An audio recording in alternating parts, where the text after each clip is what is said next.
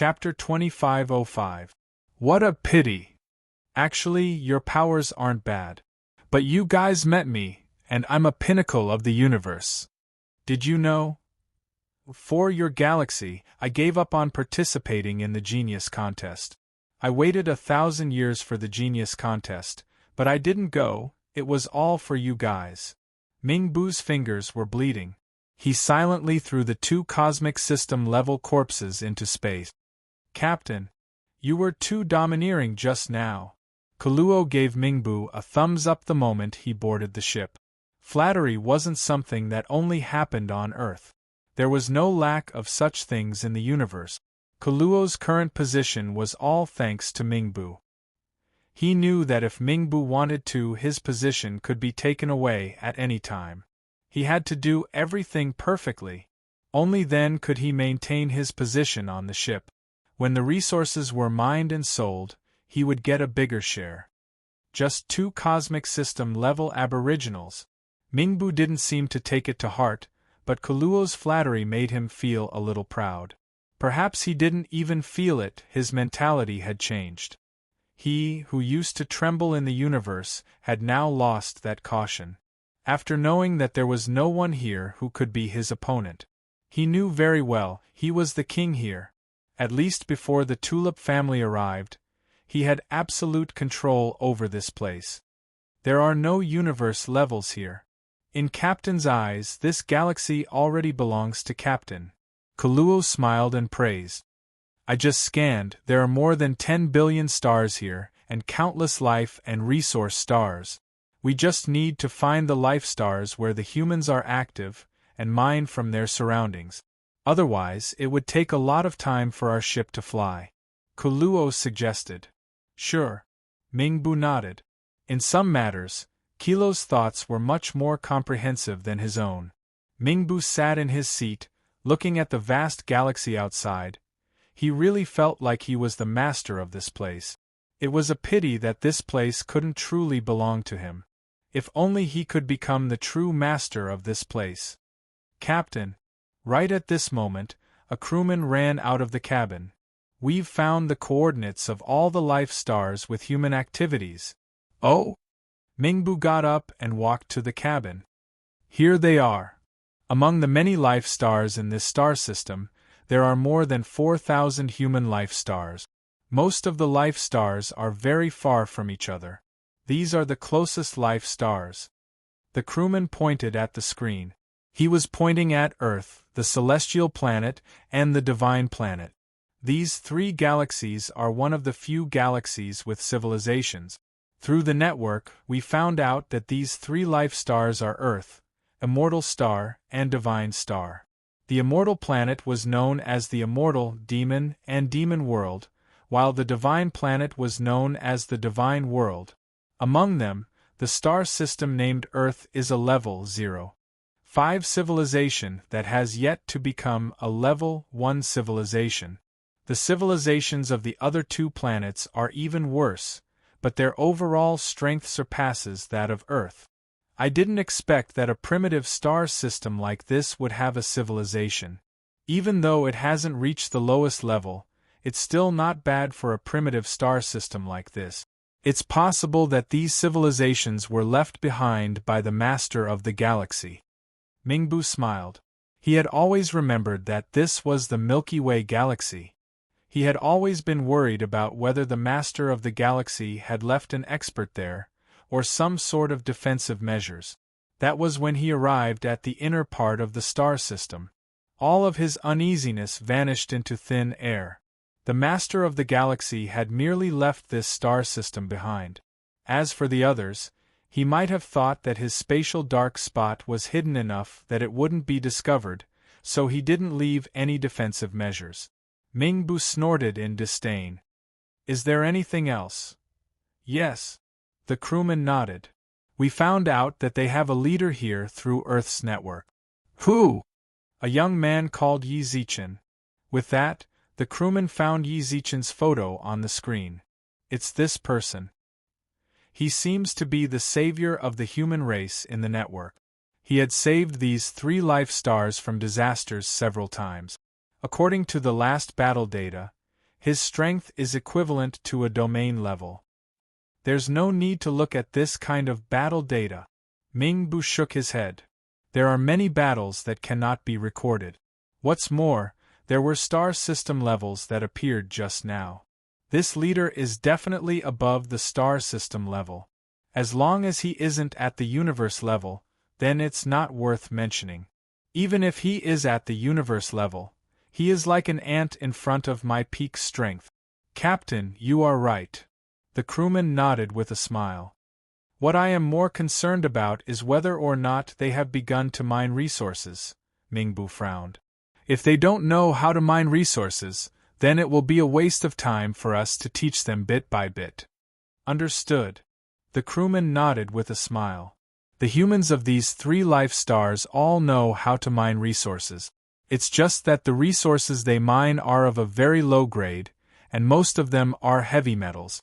I think it's because their technology level is not high enough, and their civilization level is not high enough, so they don't know what's good for them. Ha ha ha ha. The moment the crewman said that, everyone in the cabin laughed along with him. Don't know what's good for them. This is the greatest mockery towards the natives. They clearly have such a gold mine, but they don't know how to mine it. I really wonder if the Master of the Galaxy knew that this would happen. Wouldn't he be angry? All of this is going to benefit us. Ming Bu's eyes were filled with pride. He now felt that the wisest decision he had made was to personally come to this galaxy. How's the resource scouting going? Still scouting, because I contacted us to mine from the resource planets on Earth. Our main calculations are also on the resources there. According to the results of the target's calculations, the highest grade of energy that can be identified is a J-grade metal, which is equivalent to a Marquis-grade metal. It's just that it's a little difficult to mine the upper leaves.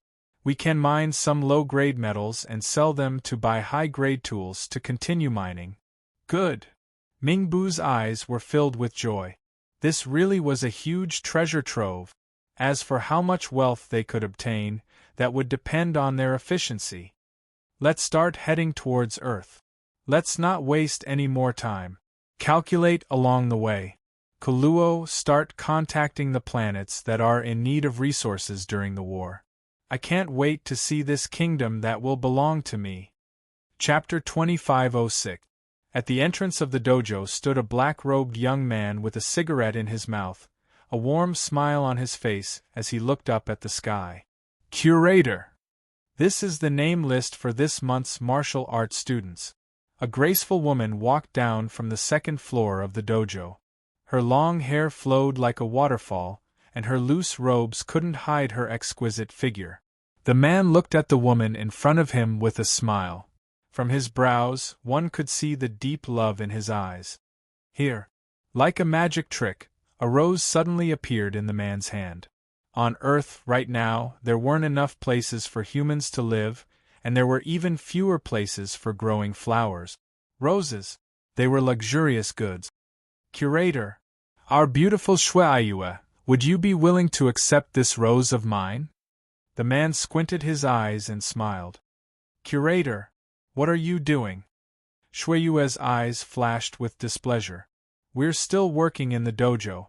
Please be mindful of your status, all right? You don't want it? The man's eyes flashed with disappointment.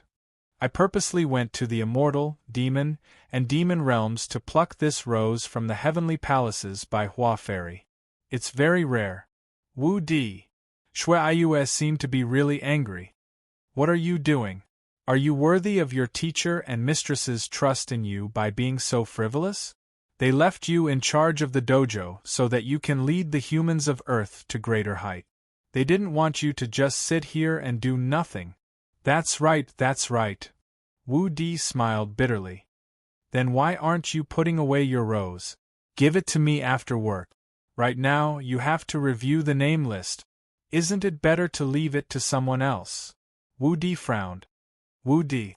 Hey, curator, vice curator, why are you still here? Isn't today your wedding day? At this time, a staff member walked out of the dojo. Just leave the matters of the dojo to us. Re-marriage. Shuai froze in place. Aren't I here to pick up the bride? Wu Di shrugged helplessly. Unfortunately, my bride seems to have forgotten that today is our wedding day. She was just blaming me for neglecting my duties. There's nothing I can do. It can't be. The staff member was stunned. Wu Di, is today our wedding day? Shuai bit her lip. Sorry, I forgot. I knew you would forget. Wu Di patted her head lovingly, then put the rose back in her hand. You can take it now, right? Yes. Shuai smiled sweetly and took the rose in her hand. Her face was full of shyness. It was really embarrassing just now. It was clearly her wedding day, but she'd actually forgotten about it and even accused Wu Di of neglecting his duties. Then, my most precious Madame Shuai, I wonder if you can follow me to the auditorium now? Many guests are waiting. If we don't go now, things might be a little difficult to deal with. Wu Di shrugged with a smile. Quick, let's go. Let's go. With that, Wu Di pulled Shuai into his arms. He transformed into a blur, then appeared in the auditorium. Haha, sorry I'm late. The bride threw a little tantrum when she arrived, but I managed to pacify her. Otherwise, I'd be a bachelor again. Ha ha. Everyone in the auditorium roared with laughter. In this auditorium, all the people sitting there were influential figures of the human race. There were gods, immortals, and many other major powers from Earth. Hurry up and start. We've been waiting for this moment for far too long. The guests below hooted. That's up to my fiancé. Stop messing around.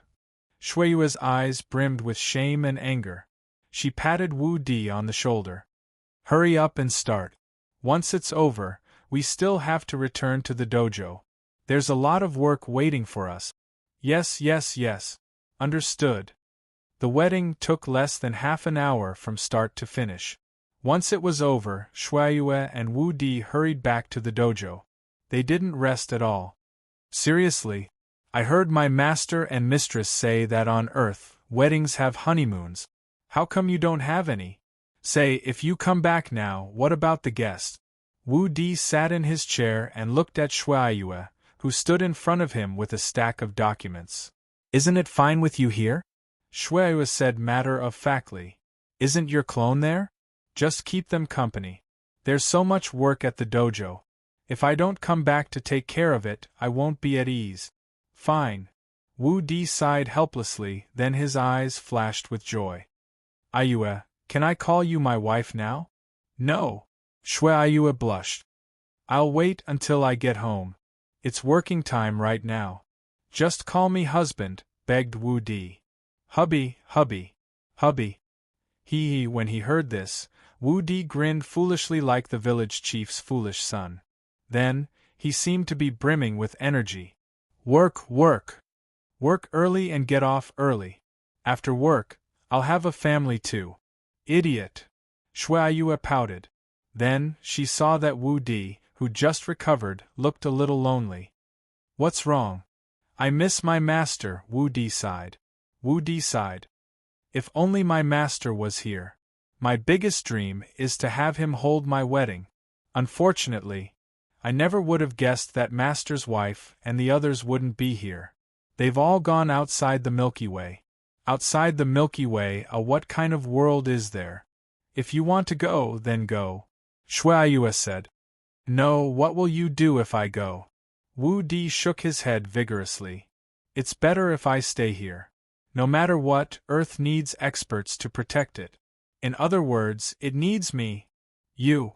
Shuai pursed her lips. You're far too lacking compared to Grandmaster. He's an expert while you're just a small fry. My master is definitely number one in the world. Wu Di raised his head proudly. Right now, I'm the strongest on Earth. I'm Earth's protector. If Earth is in danger, I'll be the first to step forward. I'm really afraid that when an enemy really does come, you'll be scared into running away like a rat, said Shuai. Impossible. Wu Di patted his chest and vowed. I will protect Earth. Good, good, good. Shuai smiled and placed the documents on the table. Then I'll have to trouble our protector to take care of these documents, all right? I didn't ask. At that moment, Woody's smile suddenly froze. He glanced out the window. Then, he transformed into a streak of light and left the dojo. Chapter 2507. Earth. Above the sea. On the vast and boundless sea, a silver-white spaceship hovered above the sea. Captain! We're here. This is Earth. Kuluo opened the cabin door. The crew of the spaceship walked out, stepping on the void and looking at this life star shrouded in azure blue. It's a good environment for humans to live in. There was a smile in Mingbu's eyes, but there was also a hint of shock and jealousy hidden under his smile. He was shocked because, in his memory, he couldn't find another life star that was more suitable for humans to live in than this one. He was worthy of being the master of the galaxy. Even though his galaxy had been destroyed, he could still leave such a good environment for the budding humans of the galaxy. He was jealous because this place didn't belong to him. Don't be fooled by how he addressed the galaxy, calling it a native. In fact, he was also a human from a primitive galaxy. His life star's environment was so harsh that no one would want to live there. Even if it was just for 1 month. Every year, due to the harsh environment, tens of millions of newborn humans would die on their life star.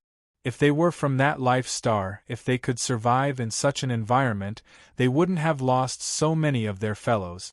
When he got out of that life star, he swore that he would be outstanding and earn enough money to modify the life star he lived in.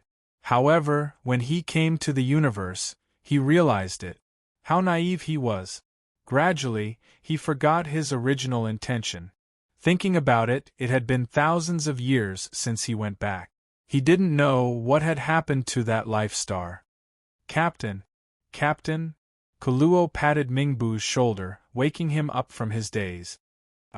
What's wrong? What should we do now? Kuluo asked. How do we let them know we're here? Just now, we hacked into the information network here and learned that there are leaders here. Should we capture them? Leaders? Mingbu frowned. Yes, it seems like they are the highest leaders of the human race on this planet. Each leader manages an area. No need to be so troublesome. Mingbu smiled and shook his head. Then, a ferocious light flashed in his eyes. We're not guests here. We're here to rule this place. Rule. The most important thing is to show off our strength. Destroy, make the people here despair, make them. Who are you? At this time, Wu Di flew over from the distance. He pointed at Mingbu. What planet are you from? Why did you enter illegally? Star level? Mingbu glanced at Wu Di and saw through his strength. Releasing the soul consciousness of the universe, Mingbu knew the general competence of this life star in just a blink. Are you the ruler of this life star? Who the hell are you? When he heard Mingbu's words, Wu Di's expression grew serious. We are the ones who have come to rule over you. You can call me Master. A dignified pressure enveloped Wu Di. He lifted his finger slightly. Before Wu Di could even react, he felt a fierce force slam into his body. He shot backwards like a rocket. The powerful impact. Wu Di's clothes began to shred, and he felt as if his bones were about to be pulverized into powder. He spat out a mouthful of blood. Boom! Wu Di plummeted like a comet onto an island. Cosmic energy blasted out of him, creating a 1,000-meter-deep crater in the ground. The shockwave covered half the island. It shook the heavens, so that half of the earth could hear it clearly. What's that sound? What just happened? What the hell happened? Countless humans on Earth panicked. Little did they know that they were lucky. In places that were relatively close, the humans there couldn't withstand the sound waves at all, and were directly killed by the deafening roar. Invaders! The slaves guarding Earth also put down everything they were doing and rushed towards the sea. Invaders! Leave, this isn't a place for you to be presumptuous. Before the slave could finish his sentence, a silver light pierced through his brain. His head exploded into a bloody mist, and he fell into the sea. The moment he fell, countless beasts in the sea fought to tear him apart. In less than 10 seconds, he was devoured. Universe level. My God, it's a universe-level invader. Seeing their comrades die, the other cosmic system slaves revealed fear in their eyes. They didn't want to be like this either, but no one could remain calm in the face of death. They were slaves, yes, but they didn't want to die. A universe-level being was far beyond what they could handle. More importantly, this universe level before him wasn't even a beginner universe level. From that finger, one could tell that he was a pinnacle universe-level warrior. Even the slaves here wouldn't be able to harm even a finger if they risked their lives to kill him. You have some knowledge. Ming Bu's eyes were filled with disdain. I just realized you're slaves. Invader. Another cosmic system level stood out. I advise you to leave this life planet. Our master is extremely powerful. If you trample on his home, he definitely won't let you go. Ha ha ha, you sure are an interesting slave. Ming Bu tilted his head and glanced at him. Just how powerful is your master? Tell me. If he's so powerful, why does he leave behind small fish like you? If he's so powerful, why doesn't he leave behind a few generals or titled warriors? Please leave. The slave was still yelling righteously. Don't cause trouble on this life planet. I'm reminding you. I don't know who you are, but this galaxy has many resources and energy sources. You can go and mine them, but don't harm the humans on this planet. What? Ming Bu placed his hand on his ear. Did you just ask me to mine the resources here? Yes. Ha ha ha, why? Your master is so powerful, and you want me to mine your resources? That's too funny. Ming Bu squinted his eyes, his face sunk. Even his voice was gloomy. Plus, I need slaves to mine. Without slaves, how can I mine, right? Chapter 2508. I'm looking out for you. If you face our master, then only death awaits you. If you don't harm the humans here, then our master might still let. Before he could finish, Ming Bu grabbed the slave in front of him. I am your master. You're not. The slave's eyes were filled with rage and he glared fiercely at Ming Bu. You're a despicable invader. You're the vermin of the universe. Without people like you, the universe would be peaceful. Slaves hated invaders like this the most. If it weren't for these people, they wouldn't have become slaves. It was these despicable invaders. They'd been labeled as slaves for the rest of their lives. Fortunately, they'd met Yi Zichen. This master was different from the previous masters. He seemed to be very easygoing with the slaves. Master even said that he could return them their freedom in the future. Regardless of whether this was true or not, he was willing to believe it. He also firmly believed that their master was special. Is that so? If you don't think I'm your master, then die. Ming Bu crushed the slave's head in his hand. Seeing this, the fear in the slave's eyes grew even stronger. Who else thinks that I'm not your master? Die, despicable invaders. Suddenly, several of the slaves' bodies began to swell. They knew that they couldn't win against a peak expert in the universe with their strength alone, so they decided to use their last bit of strength to self-destruct. You still want to self-destruct in front of me? Ming Bu stretched out her palm, and the obscure laws of the universe fell on the bodies of those who wanted to blow themselves up like chains. Just as they were about to self-destruct, they were instantly sealed. Ming Bu hooked his finger at them, and they all walked in front of him. What foolish thoughts. Self-destruct. Do you really think you can self-destruct in front of a universe-level expert who has grasped the laws of the universe? Tui. The slave spat on Ming Bu's face. It seems like I've been too merciful by letting you die so easily. Ming Bu sealed the slave's cosmic energy, then tossed them into the ocean. The ferocious beasts in the sea bit them hard. They all stared at Ming Bu. Master will avenge us. You will definitely be punished. Ha ha ha ha, then let him come. Ming Bu's face was filled with arrogance, and he immediately looked at the few unmoving slaves. Who did you say is your master? You are. As he spoke, Mingbu reached out his hand and grabbed a blonde female slave. Louder! You are my master. That's right. Mingbu smiled and patted the woman's butt, feeling the sensation on his palm. Not bad, Kuluo. Bring him back to the cabin. After wandering the universe for so many years, we all need to wait for release. Yes, Captain.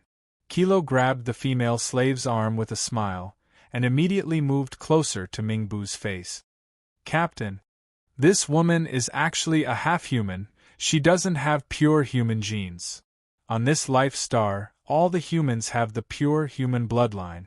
Moreover, their looks and bodies are top-notch even in this universe. We can. Kukele wanted to say something but stopped. From his countenance, it was obvious what he was thinking. Mingbu also smiled in satisfaction. Just now, when he had observed the overall strength of this life star, he had also discovered that the women here were indeed top-notch. You said we're tired of waiting. How about we sell these people to the universe, especially those with blonde hair and blue eyes? I think they can be sold for a good price in the universe. Captain is wise. Kilo laughed. Ha ha ha ha. Mingbu's eyes were filled with pride. This was the absolute dominance of absolute power. Although he didn't have it yet, he was sure that he would have it soon. Invade the information network here. Yes. Kilo roughly knew what Mingbu was thinking and immediately sent people to carry it out. Facing the network technology that even a level 1 civilization didn't have. For these people from the universe, the thought of invading was as simple as breathing. Captain, invasion successful. Good. Mingbu nodded in satisfaction, squinting his eyes. Begin the life star projection. Yes. In less than half a minute, countless virtual projections appeared in the sky above Earth. Everyone on Earth could see the existence of this projection. On the streets of Earth, countless people saw the projection above their heads, their eyebrows furrowed. Greetings to the humans of Earth. I am the universe ruler from the 7th universe country. My name is Mingbu. You can call me Master Mingbu or Master Mingbu. In the virtual projection, Mingbu's image appeared in the projection, his voice also transmitted to the ears of the humans on Earth. Mingbu, what is this person saying? What universe country 7, what universe ruler? Master, why does he want us to call him Master? The human race on Earth were discussing spiritedly. Under the influence of Mingbu's cosmic force, he could clearly see the panic of the human race. You are all curious. Why would I say that? Because from now on, your planet, your galaxy, the Milky Way, will be ruled by me, Mingbu. From now on, you are all my slaves. In an instant, all the humans on Earth stared with their eyes wide open. Slaves? I am a merciful person, I don't like killing. I hope you don't resist pointlessly, follow my orders, that is what you should do. Otherwise. In the projection, Mingbu's palm suddenly grabbed the head of a slave. He should be the protector of your planet. As soon as he finished speaking, Mingbu crushed his head, and this bloody scene was immediately seen by countless people on Earth. Following which, Mingbu squinted his eyes. Countless tornadoes appeared in the entire ocean, countless ferocious beasts were turned into bloody mist by these tornadoes. Following me is the only way you can survive. Resist, all of you will face death. Remember, from now on, I, Mingbu, am the highest ruler here. Do you understand? My slaves. Chapter 2509. On an uninhabited island on Earth. From now on, I'm your master. You're my slaves. All you have to do is obey me. Obey me. Obey me. Mingbu continued to spout nonsense in the holographic projection. Shueiyue, many of Earth's experts, as well as the gods and immortals who'd come to attend their wedding, were all here. Wu Di, are you all right? By now, Wu Di had already been carried out of the crater and laid flat on the island's surface. The light of life swirled around Shui Yue's hands. As one of Su Yan's disciples, she dabbled in healing. I'm fine. Aiyue, I made you worry. The ragged Wu Di grinned. When she saw his smile, Shui Aiyue's eyes reddened. You really scared me to death just now. Ha ha ha, it seems you were still worried about me. Wu Di feigned a relaxed grin, but even this grin affected his internal injuries. He couldn't help but suck in a breath of cold air. Don't talk so much. At that moment, Shui Aiyue's phone vibrated. She looked at the caller ID. It's the leader.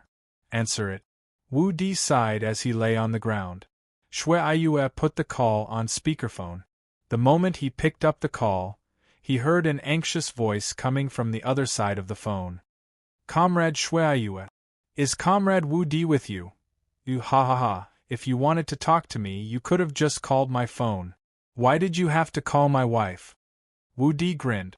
I've already called you over 10 times. When he heard this, Wu Di patted his pocket. Only then did he remember that his phone had been pulverized by the attack just now. Fine. Wu Di, we want to know what's going on right now, the person on the other end of the line said solemnly. The leaders of the 6 nations and people from 42 survival bases have all gathered here. The entire world is in a state of panic. Just who is this Mingbu?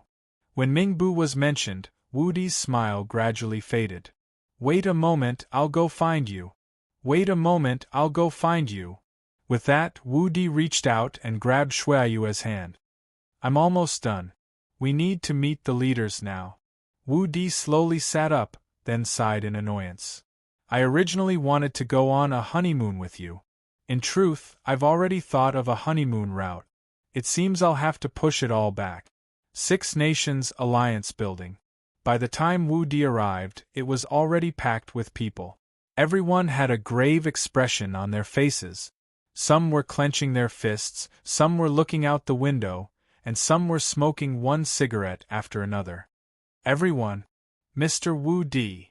The instant they saw Wu Di, everyone stood up. They all looked like they had many questions to ask. Wu Di knew this very well. If they opened their mouths, the whole room would be in chaos. Sorry. I need to seal your language abilities for a while. There are too many of you. With so many mouths, I can't answer all of your questions. But there's something I have to confess to you. Earth, or the entire Milky Way galaxy, has reached a critical moment of life and death. In an instant, the pupils of everyone in the room dilated. They stared intently at Wu Di. From their expressions, it was clear they had far too much to say. Aiyue, soul-cleansing art. Shui Aiyue nodded. An array of dark blue light enveloped everyone in the room. After that, everyone's emotions stabilized. I know you're all worried. I'm more worried than any of you. This is my master's homeland. I'm indebted to him and his wives for their trust. I've stayed behind to protect Earth. I don't want to see it destroyed more than any of you. Wu Di let out a long sigh and looked at everyone. We need to think rationally about this problem. If you think you can control your emotions, please nod. I'll undo your seals. After about half a minute, the Chinese leader nodded. Wu Di waved his hand. Wu Di, I want to know how serious this disaster is. It's destructive. Wu Di didn't hide anything. Last time, when my master returned, he mentioned the alien races. My wives, the great sage, and martial uncle Yang Jian discussed it as well. If my guess is correct, this Mingbu is an invader from the universe. He's ridiculously strong. When he thought of Mingbu's attack, even now Wu Di shuddered in fear. Perhaps no one in the entire Milky Way is stronger than this person. You've seen what happened to the teachers my master left behind. They were at the cosmic level, but in front of Mingbu, they were like ants. My bold guess is that he's at the universe level. What's the universe level? Someone who can destroy an entire planet is at the universe level. Wu Di wasn't too sure himself, but judging from the strength of the attack just now, he felt like he was right. Can you contact Mr. Yi? No. Wu Di shook his head. Wu Di shook his head. My master has already left the Milky Way. Master's wife isn't here either. So we're going to be slaves? Of course not. Just as everyone's faces turned ashen, Wu Di suddenly yelled. What are you thinking? Slaves. Everything my master has done in the outside world is to prevent this beautiful planet from being enslaved by others. Yet now you're giving up on yourself. Then what about everything my master has done in the outside world? But we're no match for them. Why not? There's still me. Wu Di laughed and patted his chest. My master is indeed gone, but there's still me, his disciple, and 3 stars. Captain, do you think the humans will submit? Kuluo frowned at Mingbu. They can't possibly resist stubbornly. Don't rush. We need to give them time to consider. Consider what?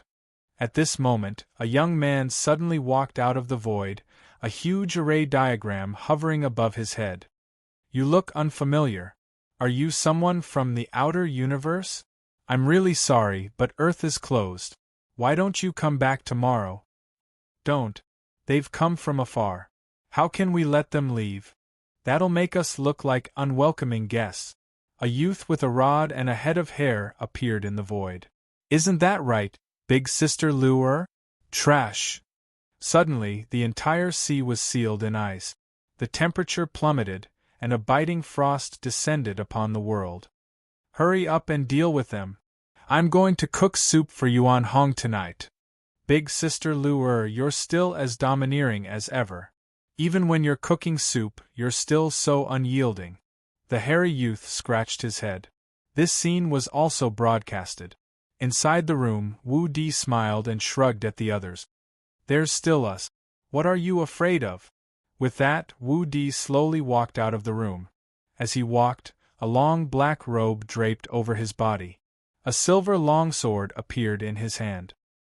He slapped his chest hard, then turned to face the leader and survival base supervisor. Earth will be protected by us.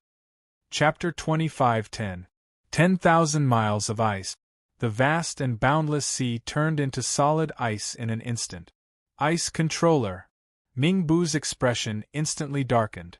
Just now, he'd used his cosmic energy to scan the entire ocean. Hundreds of thousands of miles of ocean had been frozen. It was no longer an ocean, but an ice island. Didn't you say there were no universe levels here? Why is there a high-level water controller here? Ming Bu's gaze darkened. He'd just seen the ice user woman. He couldn't even tell her strength.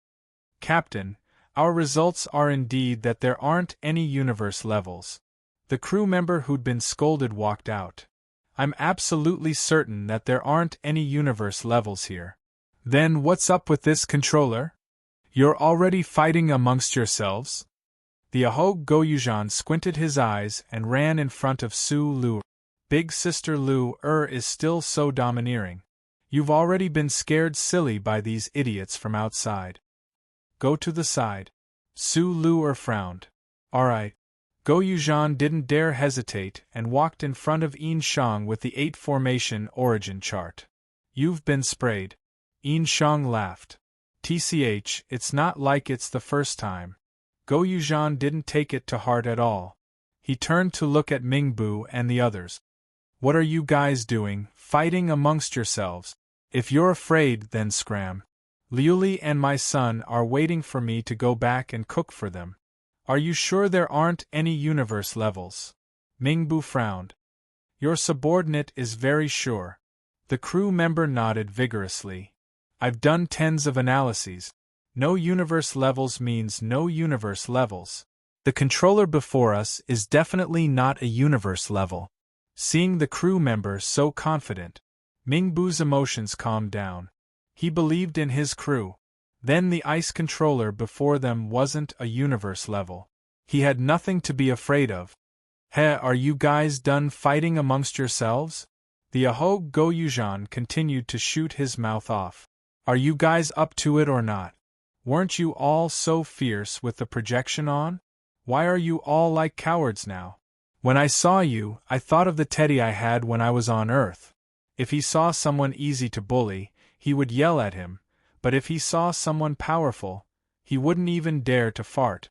Hey, I heard that there are many humans from your universe who are not completely human. Is your original form a teddy? You can transform into a teddy to match my mother's child. Since when did your family have a teddy? Inshang looked puzzled. Doesn't Liuli dislike dogs? Are you stupid? I'm killing people's hearts. Turn into a hatchet man and make him feel uneasy and exasperated. When he makes his move, he'll be full of loopholes. That way we can take care of him.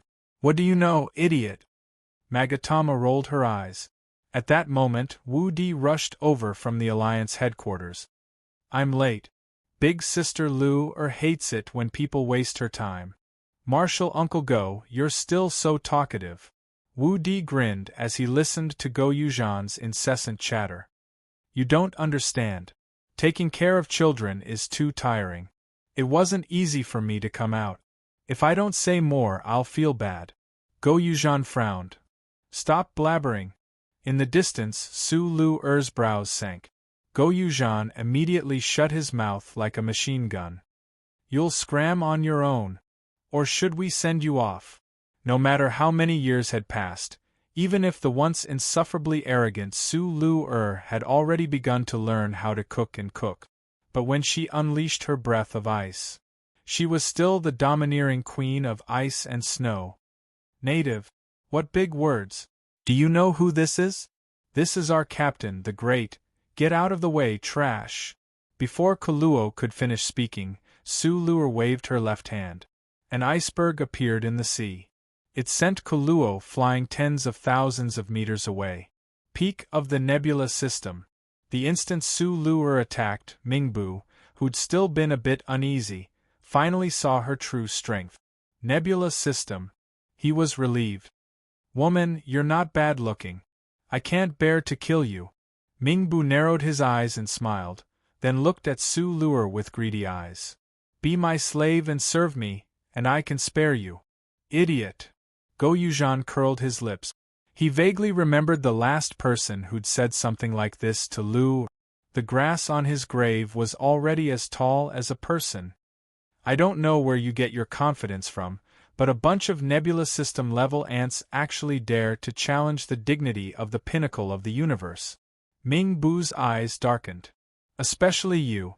Suddenly, Ming Bu's index finger exploded with silver light. It struck Go Yuzhan's chest. Go Yuzhan clutched his chest and fell towards the frozen sea. His eyes filled with pain as he pointed at Mingbu. You actually ambushed me. I'm dead. Do you think that's possible, idiot? Just as he was about to hit the ground, Go Yuzhan stood up and looked down at his chest. The equipment the Emperor Star gave me is pretty good. It's a good treasure. How are you not dead? Why would I die? Go Yuzhan was confused. How about I pretend to be dead for a few minutes to make you happy? Cut the crap. Yin Shang frowned. Impossible. Mingbu looked at his hand, then at Go Yuzhan's chest. His pinnacle attack. Nebula system level couldn't block it at all. Not even a peak nebula system. Equipment. His equipment. Impossible. Why isn't he dead? Go Yuzhan mimicked Mingbu's tone. No, I don't believe it. No one can withstand my one sun finger. With that, Go Yuzhan looked down at Mingbu. Idiot! Do you know what emp dash? Before Go Yuzhan could finish, Yin Shang covered his mouth. Are you an idiot? You dare to say anything. Did you forget what the Emperor Star said? Be careful, the Emperor Star might come back and deal with you. Go Yuzhan, can you behave yourself? Even Su Lu couldn't stand Go Yuzhan's mouth. If you say one more word, I'm leaving. No, I was wrong. Go Yuzhan bowed. Their system still relied on Su Lu to be the main attacker. Without her, even if they had the hollow ores set, they would have to wear the tankiest equipment and endure the most vicious attack. Then what are you waiting for? Understood. With that, Go Yuzhan raised his staff. Little bastard, have a taste of Grandpa Go's staff of primordial chi. The moment Go Yuzhan attacked, Yin Shang and Wu Di looked at each other and nodded. 8 Formation Origin Painting. Open. Chapter 25:11. A formation resembling a Taiji diagram descended from the sky.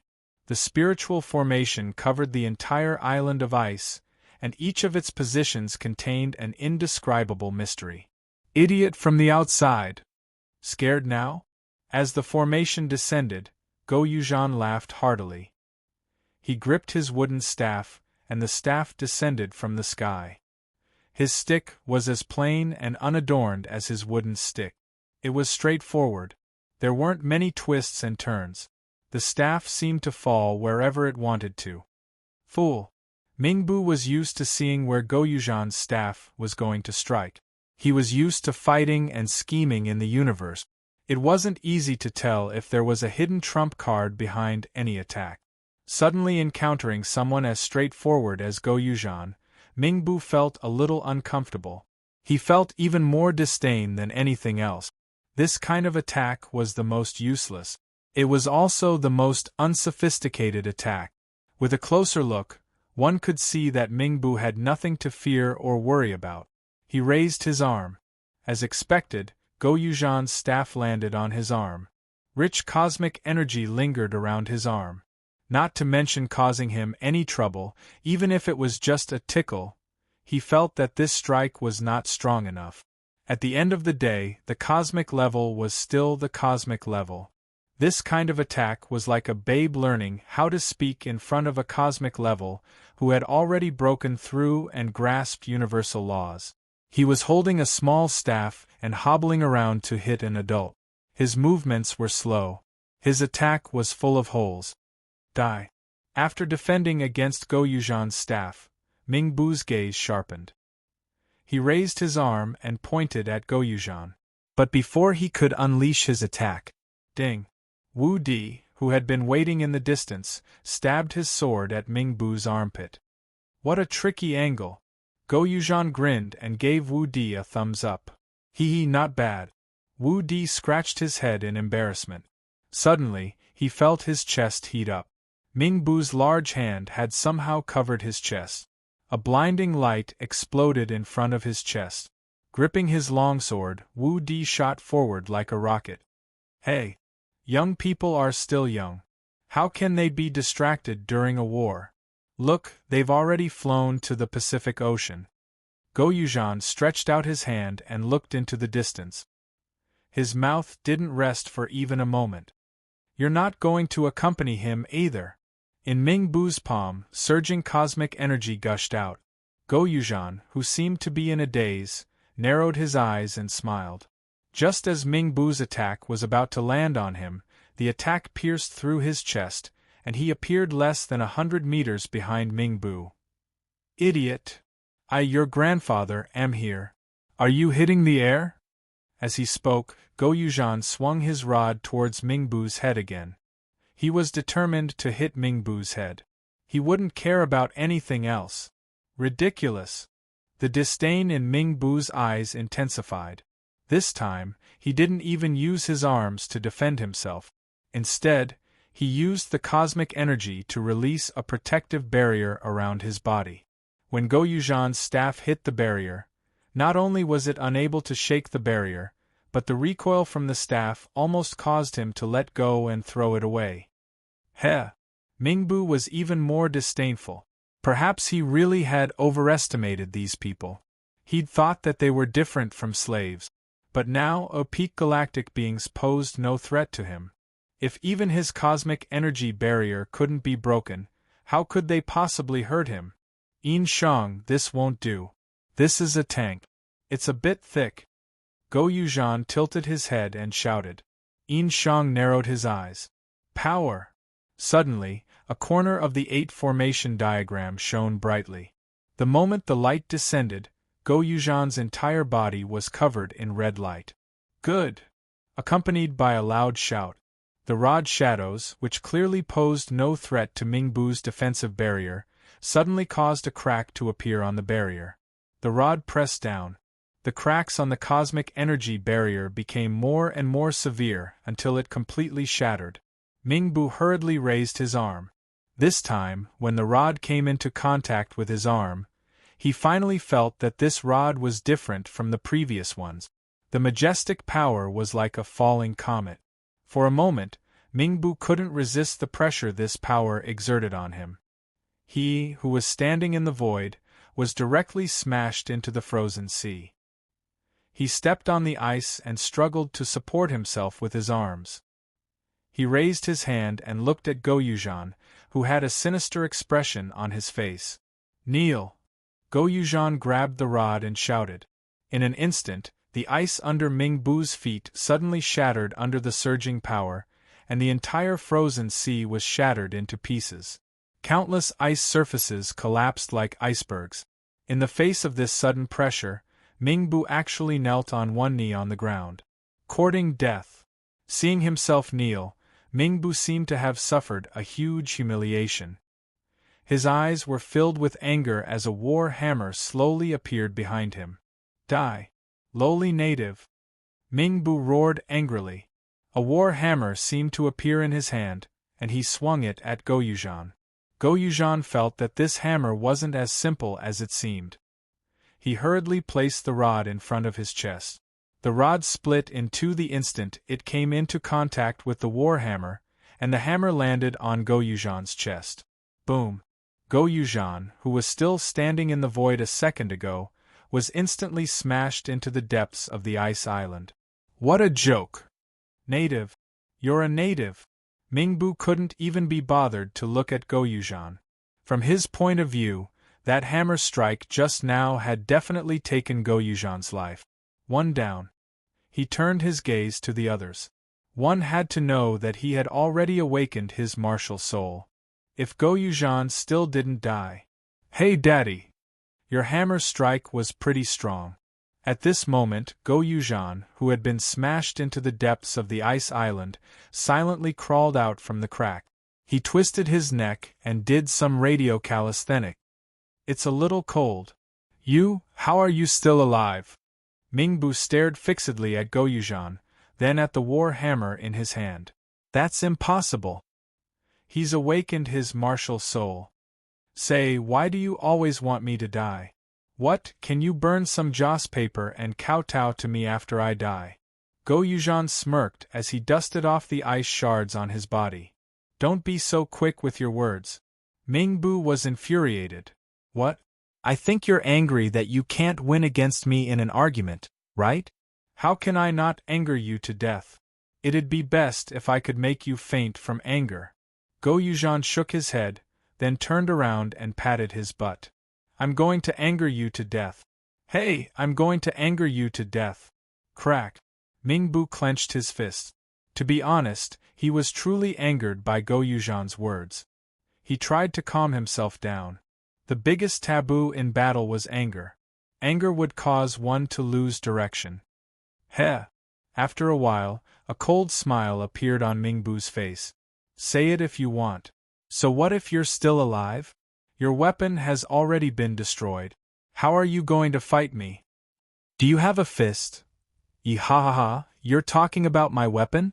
Goyujan suddenly laughed. "You don't have to worry about that. My weapon is actually quite easy to obtain." Goyujan took out a pair of chopsticks as soon as he finished speaking. "Transform." A long staff appeared in his hand, and Goyujan chuckled. "Look, my weapon is back." Chapter 25:12. Mingbu watched as Goyujan took out his rod again. Mingbu didn't know what chopsticks were used for. In his eyes, Goyujan was using a small wooden rod to take out the rod that Mingbu thought was at least a cosmic system-grade weapon. How could this be? To be able to withstand that kind of power, it was actually just an ordinary wooden stick. "Hey, don't just stand there." Goyujan's expression darkened when he saw Mingbu staring blankly. The rod in his hand turned into 1,000 meters long. The tip of the rod was aimed at one of Mingbu's crew members. "Where do you think you're going? Behave yourself and stay here." With a loud thud, the crew member was smashed into an ice cave by Goyujan's rod. Only then did he retract his rod and look at Mingbu. "Your crew members aren't very obedient. When two armies fight, we don't fight mages. How could you sneak up on our mages? Mingbu didn't understand what Go Yuzhan was saying. However, he had noticed the movement of his crew member. That crew member was heading towards Yin Shang. Yes. Let's get rid of him first. The reason why this aboriginal kid in front of him suddenly possessed such powerful strength was because of the formation diagram below. It was controlled by that native in the distance.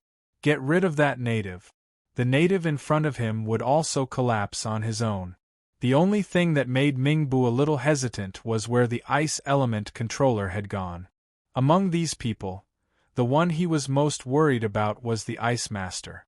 Her strength had made Mingbu's heart palpitate at the very beginning. Where did she go? Looking around, the Ice Master seemed to have vanished into thin air. Idiot, who are you looking for? Are you looking for our big sister Lu? Go Yuzhan tilted his head and smiled. Mingbu glanced at him. He didn't want to waste any more words with Go Yuzhan. This guy was full of trash talk. Talking too much to him would only affect his mood. Forget about the Ice Master for now. No matter what, she was still a cosmic system grade. Some threats weren't that big to him. Right now, he had to get rid of the native controlling the formation diagram. He would deal with this talkative native after that. Just now, when the sailor was about to attack the native controlling the formation, this stick-wielding native attacked him. This proved that the strength of the native in the distance was only SOSO. One must know that the crew member who attacked was only at the star system level 4. If this level of strength made the stick-wielding aboriginal so concerned, then it was very likely that the aboriginal controlling the formation wasn't even at the universe level 4, or that he couldn't afford to be attacked right now. He had a certain understanding of array masters in the universe. After an array master laid out an array, many arrays needed to be personally controlled by the array master. Under such circumstances, there would need to be guards around to protect them. Otherwise, if the array master was attacked by others, he would not be able to escape. Not only would the formation break, but the formation master would also suffer from the formation's backlash. The man with the stick was the guard of the array master. His aura was also locking onto him. It didn't seem possible to rashly attack an array mage. Then, a hint of a smile appeared in Mingbu's eyes as he swung his warhammer viciously at Go Yuzhan. Go Yuzhan once again placed his staff horizontally across his chest. But this time, Mingbu didn't actually attack. Instead, he feigned an attack. While Go Yuzhan was focused on defending, he suddenly launched an attack. Aboriginal! Seeing that Go Yuzhan had been tricked, Mingbu couldn't help but reveal a look of disdain. Such a shallow feint, and they actually didn't know. It seemed like the aboriginals here didn't know anything about strategy. Their attacks were all direct, too backward. But very quickly, Mingbu felt that something wasn't right. His feint just now could at most fool Go Yuzhan for half a second. After that, no one actually chased after him. At this time, he had already arrived in front of the array master less than 2 kilometers away. There was no one around to guard him. Why was it like this? He tilted his head and looked behind him. That stick-wielding youth actually wasn't chasing him. Could it be that he had given up? Mingbu's thoughts were very messy. He was actually a rather cautious person. This situation made him suspicious. He let out a deep breath. He looked at Yin Shang, who seemed to be struggling to maintain the formation. At this time, their eyes met. Yin Shang seemed to be very surprised that Mingbu would come here. He hurriedly tried to put away the formation and run away. Heh! Seeing this, Mingbu immediately revealed a smile. It seemed like he was thinking too much. It was purely the aboriginal's slow thinking. There was no trap at all. With a tap of his foot, Mingbu stepped into the air and chased after Yin Shang like an air cannon. 2 kilometers, to Mingbu, it was just a blink of an eye. He stretched out his hand to grab Yin Shang's head. But he saw Yin Shang suddenly turn around and smile at him. He slowly spat out a word. Cage. In the sky. Countless transparent threads appeared out of nowhere in the space under Mingbu's feet. In an instant, a cage of less than 10 cubic meters was formed. At this time, Go Yuzhan, who Mingbu thought was slow, also slipped over. The people from this universe are too stupid. Why do I feel like the people from the outside world are all stupid? How could he fall for such a small trick? Go Yuzhan shouted in shock. Everything that had just happened was actually intentional. Whether it was Go Yuzhan using his stick to stop the sailor, or him purposely mentioning the importance of Yin Shang and letting Mingbu cause trouble for him, Go Yuzhan felt that even the half-beastmen and Minotaur tribesmen could see that it was a trap, and a very obvious trap at that. Yet this Mingbu had foolishly jumped into it. He called him aboriginals and slow thinking. It seemed like he really didn't know who the real aboriginals were. You almost ruined things, you know? Why didn't you chase him just now? He already had some suspicions just now. Fortunately, I was quick-witted and set a trap for him. Otherwise, he might not have been able to come here. Yin Shang frowned and scolded. The moment he saw Mingbu stop, he was really worried that Mingbu wouldn't catch him. Lazy. Go Yuzhan scratched his head. You did it on purpose. Mingbu shouted in horror. Go Yuzhan nodded at him. Yes. Hey, idiot, are you really an idiot? Are all the people in the universe so stupid? Do you want me to give you a set of 36 stratagems so that you can learn from our great Chinese culture? You! In an instant, Mingbu flew into a rage. He swung the war hammer in his hand hard at the cage around him. Don't even think about it. Go Yuzhan stretched lazily. It's the natural laws of our Milky Way that's trapping you. Just stay in there. Chapter 25:13. Break! Break! Break! He waved his hammer. Mingbu, trapped in the cage, was also trying to use the laws of the universe to break the seal. I already told you, why didn't you listen? This is the law of our Milky Way. It's not the same as your bullshit universal laws outside, understand? Go Yuzhan rolled his eyes and met Yin Shang's gaze. They both raised their eyebrows and saw Go Yuzhan take out a pair of chopsticks and give one to Yin Shang. The two of them took the chopsticks and walked 100 meters away from the cage.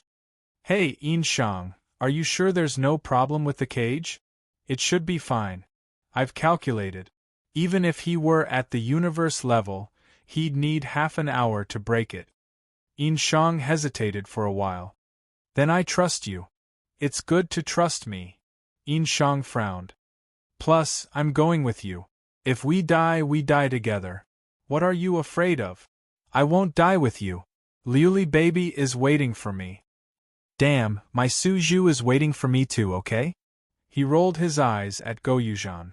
Hurry up if you want to play. We won't be able to play when big sis Luer comes back. Go Yuzhan nodded and made a no-problem gesture. The two of them walked up to Mingbu's cage. They were less than 2 meters apart, but Mingbu couldn't get out. You're trapped, right? Idiot. You'll be trapped here for the rest of your life. Stay on Earth and be a mascot. Go Yuzhan narrowed his eyes, while Mingbu, who was trapped inside, screamed like a madman. Scary. Go Yuzhan shrunk his neck and gave Yin Shang a look with his chopsticks. The two of them looked at each other and nodded. Go Yuzhan went to the bottom of the cage, while Yin Shang went to the top and poked Mingbu's but with his stick. Lowly native, you're courting death. Mingbu roared angrily. Go Yuzhan shook his head. He was already a father, yet he didn't look mature at all. Piss you off. Come hit me. As he spoke, he stretched out his stick and poked it again. Mingbu slammed the cage with all his might, but he was unable to break free. He could only endure his anger as he faced Go Yuzhan and tried to grab the rod with his hand. Little did they know that when the front of the cloth was facing Go Yu, Yin Shang had been waiting for a long time behind it. He stabbed Mingbu's butt. You're courting death. Mingbu shouted angrily. Go Yuzhan and Yin Shang didn't care about this at all. They stretched out their sticks and played with them happily. During this time, the two of them were still stuck to the side of the cage. Take a photo with the angry cloth as the background. At this time, Mingbu was enraged, but he just couldn't break free from the cage. Now, he had some doubts. Would he really be trapped here until he comprehended the laws of the universe here? You too. Are you done playing? At that moment, Su Luer, who hadn't appeared since the start of the battle, walked over. Hee, big sister Luer. Go Yuzhan grinned. I was just teasing this idiot. Based on my observations of him, I suspect that the brains of everyone in the universe aren't that good. Can you trap him forever? Su Luer asked with a frown. No, Yin Shang replied. Yin Shang sent a voice transmission as well. Even though he doesn't understand the laws of heaven and earth here, there are certain similarities between the laws. If he really wanted to comprehend them, given his strength in the universe, he would be able to figure out the characteristics of the laws here in a few days. Even if he didn't comprehend the laws and used brute force to break through, it would take him half an hour at most. Just now, Go Yuzhan and I were trying to divert his attention. In other words, we can maintain it for another half an hour. Su Luer said. Yes. Yin Shang nodded. Su Luer nodded. It seemed that capturing this alien in the universe wasn't very likely. Then they could only rely on force to solve the problem. Big Sister Luer, how are your preparations coming along? Yin Shang frowned.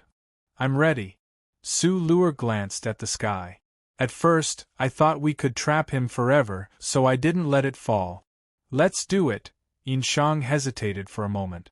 Yin Shang hesitated for a moment, then said, This cage was originally designed to ensure that your attacks would hit the target. It's still too early for us to capture a universe level. This guy seems to be at the peak of the universe. If only Suiyun were here. Su Luer narrowed her eyes. It's a pity he's not here. Yin Shang let out a long sigh. When they'd first arrived, they'd discussed two plans. The first was to capture him. The second was to expel him. From the very beginning, Go Yuzhan's attack had been to probe Mingbu's strength. Later, when Yin Shang had strengthened him, they'd been gathering intelligence. After all, Su Luer had been the main attacker in this operation. She'd never appeared. Naturally, Go Yuzhan's attack hadn't been to kill Mingbu. Trapping Mingbu in the cage was also part of their plan, which was to capture him. Unfortunately, after he'd been trapped, Yin Shang had already made up his mind that it was not very possible to capture it. Of course. If only Suiyun were here. Right now, the 3 auxiliary stars were here. Although the 3 auxiliary stars and the 4 auxiliary stars seemed to be missing only 1 star, the difference in power was like night and day. At first, Wu Di had wanted to fill Suiyun's spot. Unfortunately, he was still a bit too immature. Whether it was in terms of strength or combat experience, he wasn't even on the same level as Suiyun. Asking him to fill Suiyun's spot was indeed asking for too much. More importantly, among the 4 of them, Go Yuzhan was the Minister of the Right, a general among generals. Su Luer was the Martial Star, in charge of the astral weapons. Yin Shang was the Minister of the Left, in charge of the civil officials. Suiyun was the Scholar Star, in charge of the astral writings. Each of the 4 auxiliary stars had their own role, and each had its own star's unique characteristic. As a result, in battle, Su Luer was the main attacker, while Go Yuzhan was the support. The 2 of them were the attackers. Yin Shang played a supporting role, mostly giving advice and suggestions, or filling in. In their team, the true formation master was Suiyun. His mastery of formations far surpassed Yin Shang's by many times. If he'd sealed Mingbu just now, it wouldn't have been impossible to keep him trapped here forever. Unfortunately, he wasn't here. There would be no way to truly capture him. Come on, hit me. Go Yuzhan was still up ahead, trying to distract Mingbu. Suddenly, the trapped Mingbu reached out with his hand. This scene frightened Go Yuzhan quite badly. He hurriedly tossed aside his staff. Big Sister Luer, he can't hold on any longer. That cage can't hold him any longer. Go Yuzhan hurried over. Su Luer nodded silently, then snapped her fingers. Instantly, from the atmosphere, an iceberg the size of an island fell from the sky, bearing down on Mingbu with unstoppable force. Chapter 25:14. From a tiny dot to a sky-blotting ice island. Go Yuzhan and the others had long since retreated to a safe distance. They watched the island descend. Big Sister Luer is so fierce. Condensing an ice island like that must have taken a lot of effort. It wasn't too bad. Su Luer's attitude seemed much warmer when she wasn't in front of Mingbu. After receiving the former auxiliary star's inheritance, the relationship between the auxiliary stars had always been pretty good. At first, Su Luer had been quite irascible, but everything she said was for Mingbu to hear. It wasn't particularly hard. The main thing is that this person is on Earth. I'm afraid the ice is too big and Earth won't be able to withstand it. That really is a problem. Yin Shang's heart trembled. Big Sister Luer, this ice island shouldn't be able to crush him, right? Probably not, said Su Luer. Then when he comes out, he'll definitely be furious. What if he really goes crazy and destroys Earth? Yin Shang knit his brows and looked at the distant Mingbu. You said it yourself. Even you don't dare condense too much ice here. If he unleashes his cosmic power, this place definitely won't be able to withstand it either. That's why we have to expel him as quickly as possible. Earth wasn't Su Luer's homeland, but she loved it just as much as anyone else. Before the cosmic energy entered the Milky Way, she'd been a kindergarten principal for a few years. Although it was a short time, she rather missed it. If this life-bearing planet was destroyed, her heart would ache. My attack will probably injure him, said Su Luer, gazing at the descending ice island. While he's injured, we have to expel him as quickly as possible. We have to get him out of Earth, the immortal planet and the God planet. As for where he wants to go, he can go wherever he wants.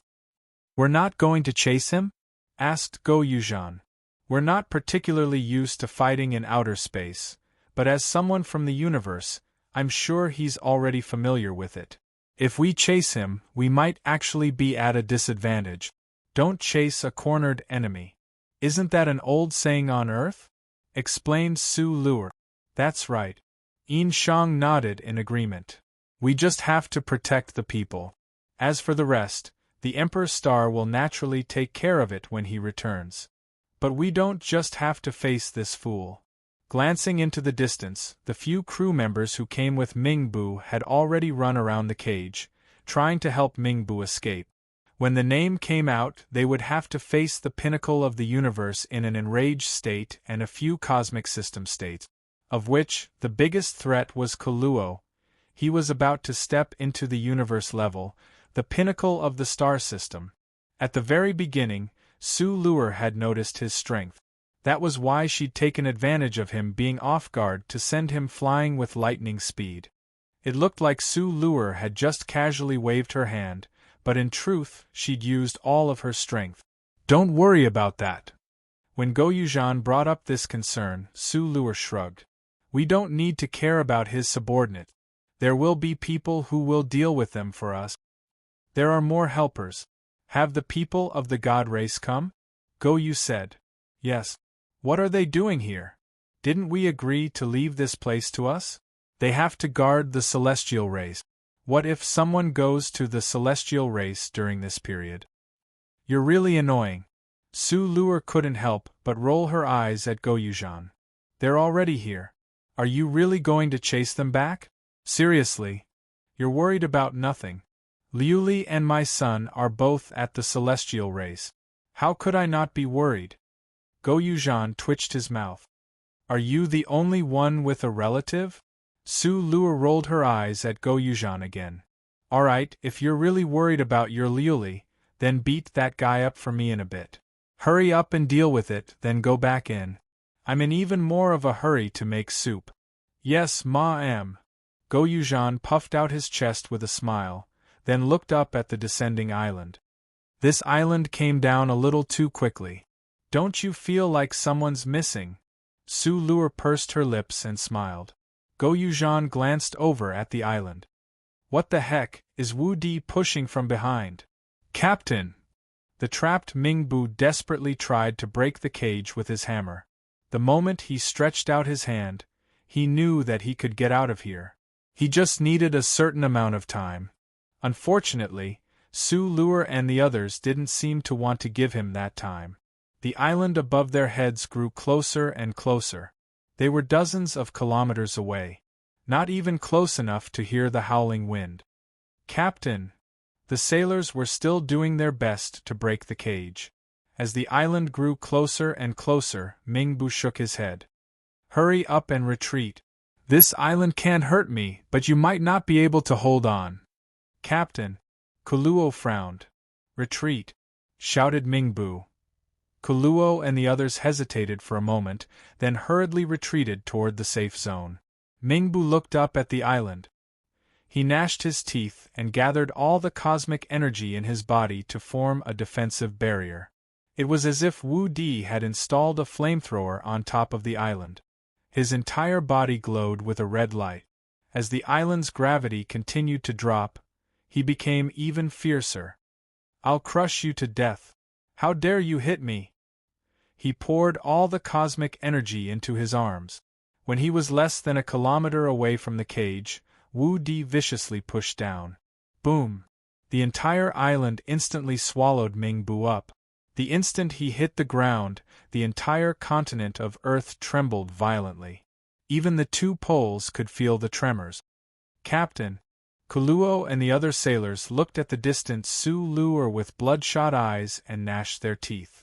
Damned aboriginals! Kill them! Kuluo raised his arms and shouted. The other sailors gnashed their teeth and charged forward. However, before they could get very far, the eyes of these crew members were suddenly covered by a layer of golden light.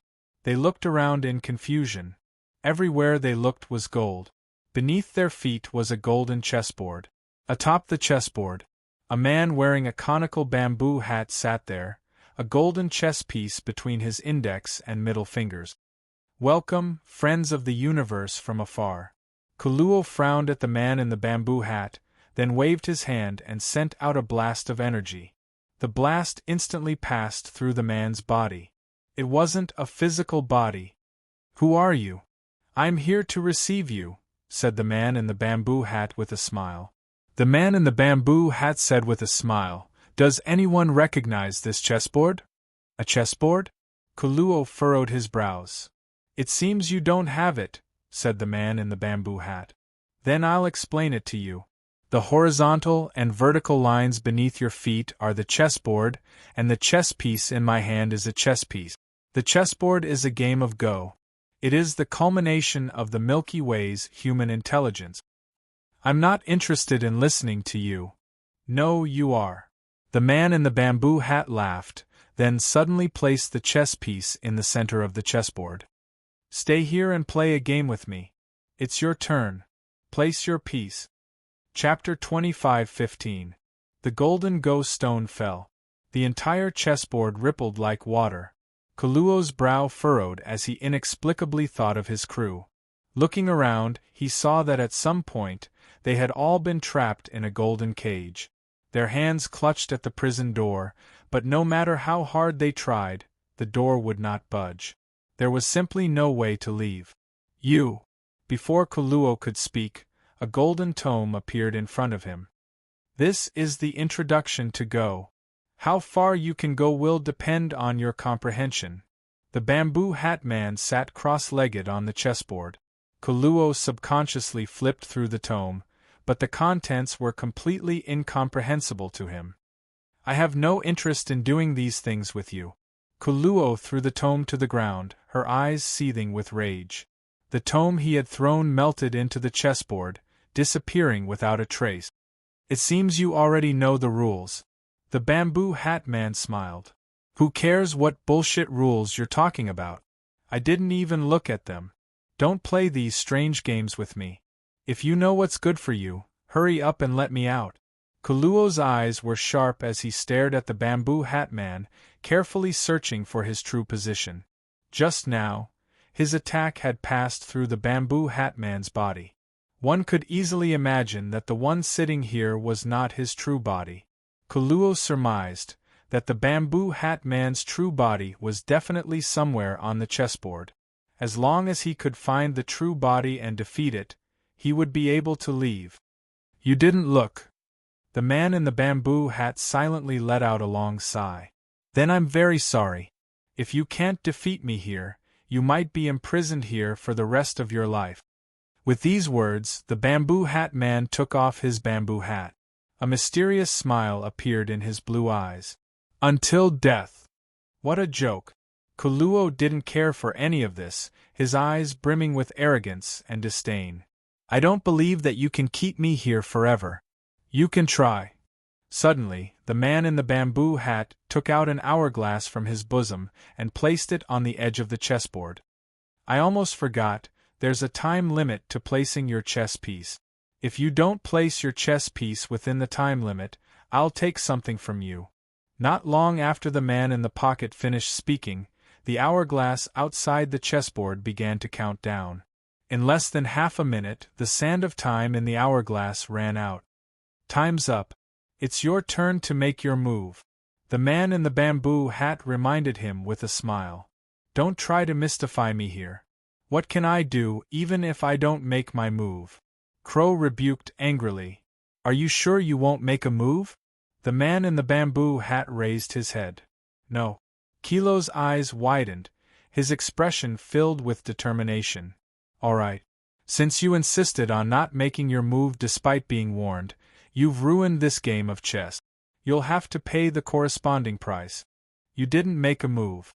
Actually, I could have taken your life.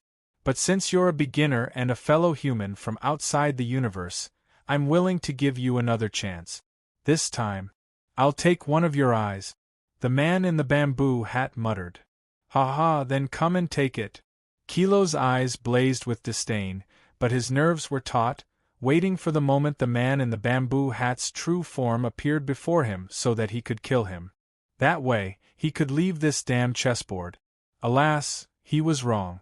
Not long after the man in the bamboo hat spoke, Kilo seemed to sense the existence of some sort of law on the chessboard, as if some sort of contract had been signed. Which eye do you want? My left eye. The man in the bamboo hat muttered to himself. In a flash, Kilo saw a pair of invisible hands reach out from the chessboard and grab at him.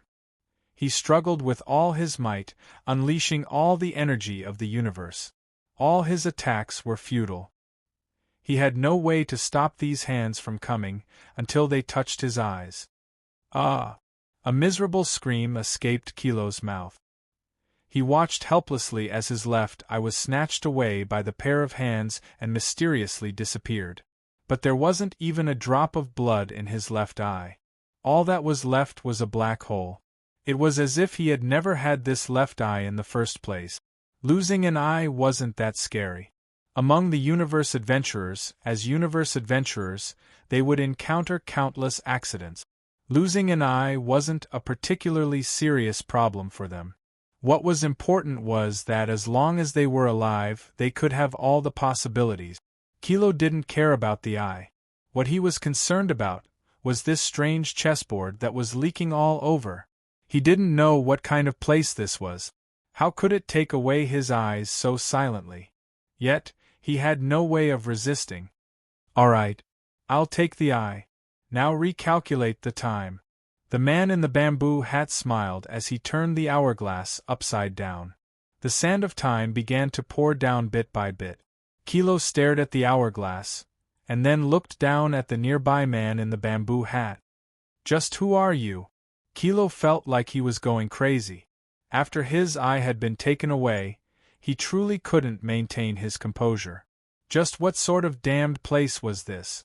He wanted to leave. You don't need to know who I am. All you need to do is treat me as your opponent in this game. The bamboo hat man's tone was gentle. Don't exceed the time. If you don't make your move this time, your life will be mine. It was like a contract had been signed. Kilo's heart was instantly overwhelmed by fear. He stared in panic. I still don't know the rules of this game. I just showed you, the bamboo hat man said. I'm sorry, I didn't see it. Can you show me again? Kilo's tone was filled with pleading. I can't. In response, the bamboo hat man's tone left no room for negotiation. The first thing I showed you was the bearing of the humans of the Milky Way galaxy. You didn't see it yourself, so you can't blame me. Just like how you invaded our Milky Way galaxy. If I asked you to leave, would you have agreed? Kilo clenched his fists tightly. Looking at the crisscrossing lines below, his mind went blank. Time's up. Make your move. Kilo hurriedly grabbed a piece and casually placed it on the chessboard. Right now, all he wanted to do was not to exceed the time limit and die. He was in no mood to care about anything else. You're sure you're going to put it here, right? Place your move without regrets. The bamboo hat man narrowed his eyes, condensing another piece in his hand and placing it on the chessboard. It's your turn again. Make your move. Chapter 25:16. Why did those salted fishes suddenly disappear? Goyujan scratched his head as he watched Kaluo and the others charge towards them from the sky. Yin Shang raised his hand and made a grasping motion, leaving behind a wisp of golden light in his palm. It's him! Who? Goyujan raised his eyebrows. With heaven and earth as the chessboard and all living beings as the pieces, who else can it be? Yin Shang curled his lips. Demon Emperor Eastern Monarch Tai. Goyujan's eyes were filled with shock. He would never have thought that the helper from the god race would be him. Even though they were all nebula grade, the East Monarch Tai was still a huge figure in the hearts of the god race. He appeared and disappeared like a ghost. No one knew where he was, and until now, no one knew what his true strength was.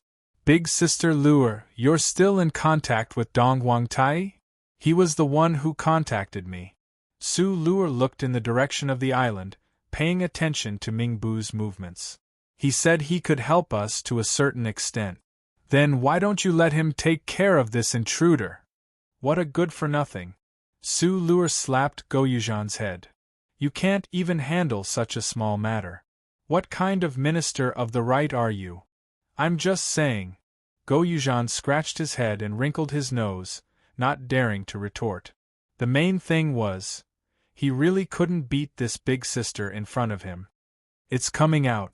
At this moment, Yin Shang spoke with a solemn expression. Immediately, countless cracks appeared on the ice island beneath his feet. From the center of the island of ice, a beam of silver light shot up into the sky, as if it was going to pierce through the entire world. Mingbu's armor had already become tattered. On his arm, there were drops of blood flowing downward. Lowly native. Mingbu's face was as black as iron, and the martial soul warhammer behind him seemed to have condensed into a much more substantial form. The warhammer in his hand also released strands of silver light. I want you to pay the price. I want your entire life star to pay for all of this. Prepare to receive Lord Mingbu's wrath. Damn natives! This guy is really angry. Yin Shang frowned. Su Luer's eyes were filled with disdain. He's just incompetent and angry. Attack, chase him away in the shortest time possible. With that, Su Luer flew outside, followed closely by Goyujan and Yin Shang. Kill you all. When he saw Su Luer and the others, Mingbu's eyes were bloodshot. He gripped his warhammer and Su Luer gripped a longsword made of solid ice. The longsword and the warhammer collided, and a violent energy shockwave rippled through the world. After the collision, countless flashes of light appeared in the sky, and countless collisions occurred that were hard to see with the naked eye. Oh my God! When did Big Sister Luer switch from a mage to a melee warrior? Goyujan was left speechless as Yin Shang kicked him. What are you waiting for? Go and help. Do you think I can still participate in this situation? Goyujan's eyes widened as he stared at the ferocious attacks that even he couldn't catch. If I go in now, I'll be dead for sure, and I'll drag Big Sister Luer down too. Big Sister Luer is really going all out this time. When he heard Go Yuzhan's reply, Yin Shang had no choice but to admit it. This battle really wasn't something they could get involved in, whether it was the enraged Mingbu, or Su Luer, who was trying to expel him. The battle between the two of them far exceeded the number of people here. But Big Sister Luer hasn't gone all out yet. Go Yuzhan narrowed his eyes. Big Sister Luer is still a bit overcautious. She's afraid that the energy shockwave will destroy this place.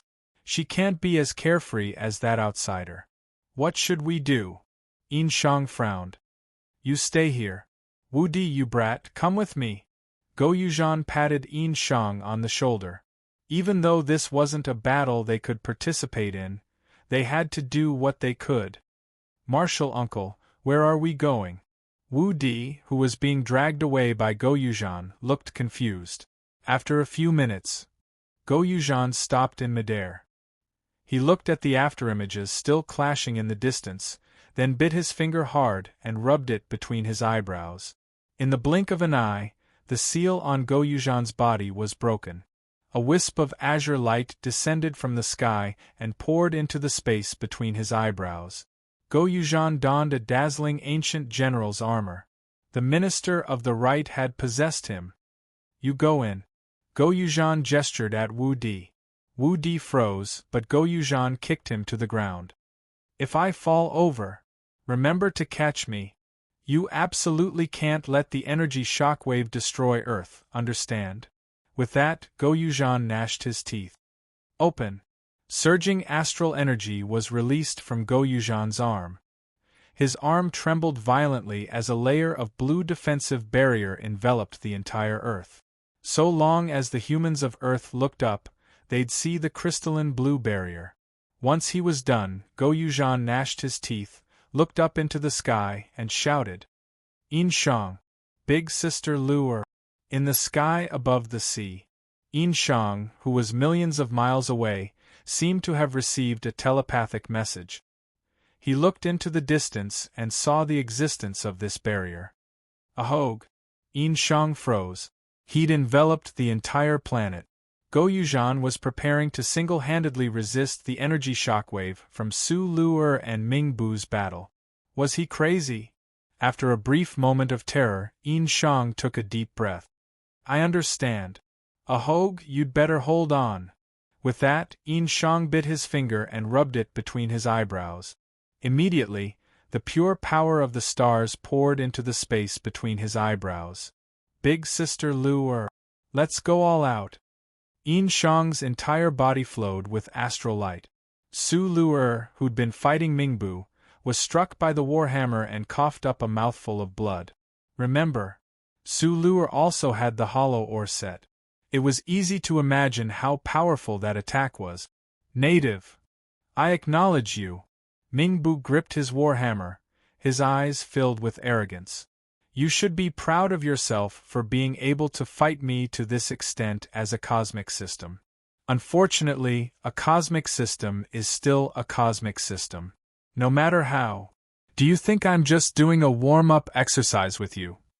Su Luer wiped the blood from the corner of her mouth, narrowed her eyes, and smeared it between her eyebrows. The real show has only just begun.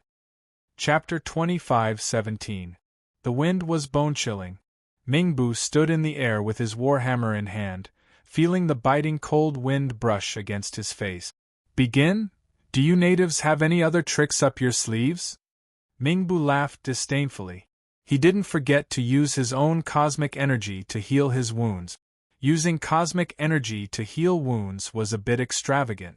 But given the current situation, he didn't need to keep his cosmic energy in a healthy state. As long as he could recover, dealing with these natives would be much easier. After enslaving the planet, he could just slowly recover. Woman, I truly acknowledge your strength. As long as you're willing to lower your head to me, I can guarantee your beauty for the rest of your life. Even though you're a thorny rose, I'll still enjoy the process of conquering you.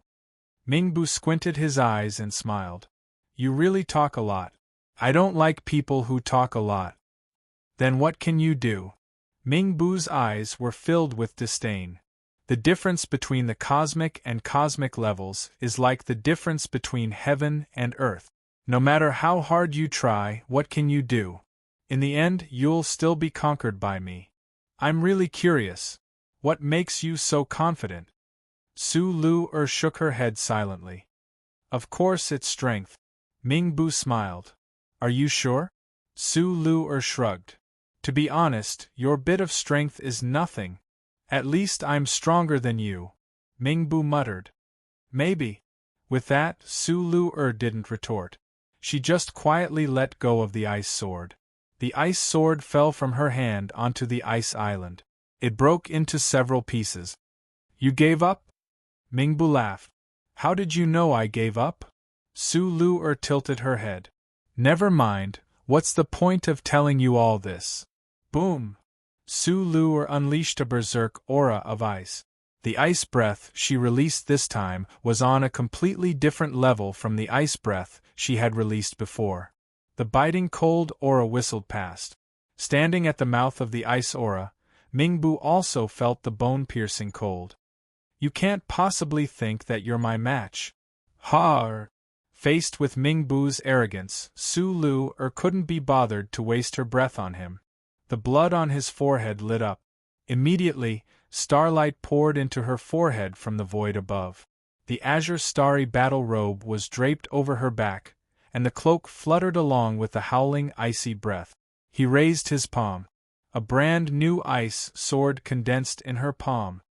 Level 8 Spirit Ascension Array. All of a sudden, a furious roar echoed throughout the world. Yin Shang, who was also dressed in a starry robe, had his blood vessels bulging on the top of his head and neck. He faced upwards and shouted. In an instant, the 8-formation origin chart under his feet shone brightly. The light intertwined with Su Lu's, and at the same time, Su Lu's aura skyrocketed. Boom! Universe level. The first layer. Second layer. 3 levels. Only when he reached the 6th tier did the breakthrough slowly stop. In the distance, Yin Shang also spat out a mouthful of blood. His entire body slowly fell from the sky, looking dispirited. Even so, Yin Shang was still shouting as he fell. Go, big sister Lu. Up in the sky, Su Lu stared fixedly at Ming Bu and muttered to herself. Leave it to me. You. Ming Bu's eyes filled with terror as he watched Su Lu's aura climb all the way to the 6th tier of the universe. How is this possible? How could you suddenly?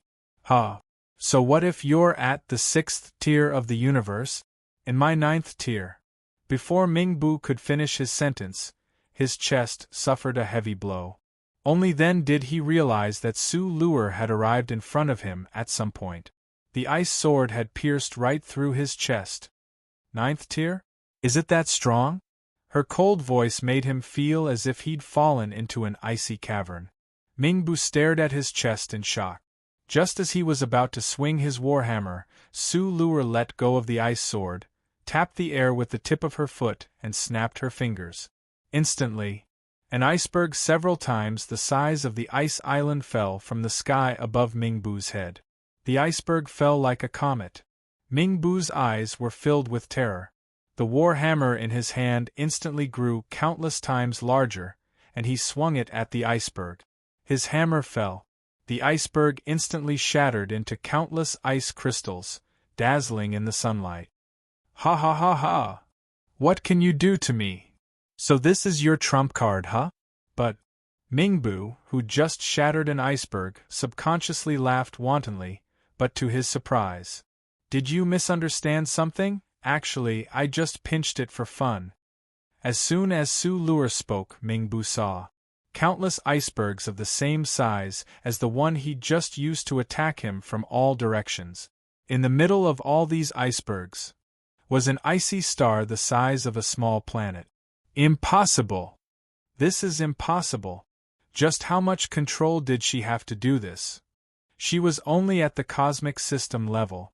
No, she was currently in the 6th tier of the universe, but even so, she couldn't do this. Condensing an iceberg the size of a planet. Even a champion or admiral couldn't do it. Furthermore, she'd released so much at once. Could it be that she didn't feel her energy drain? Inexplicably, Mingbu felt a trace of fear and trembling in his heart.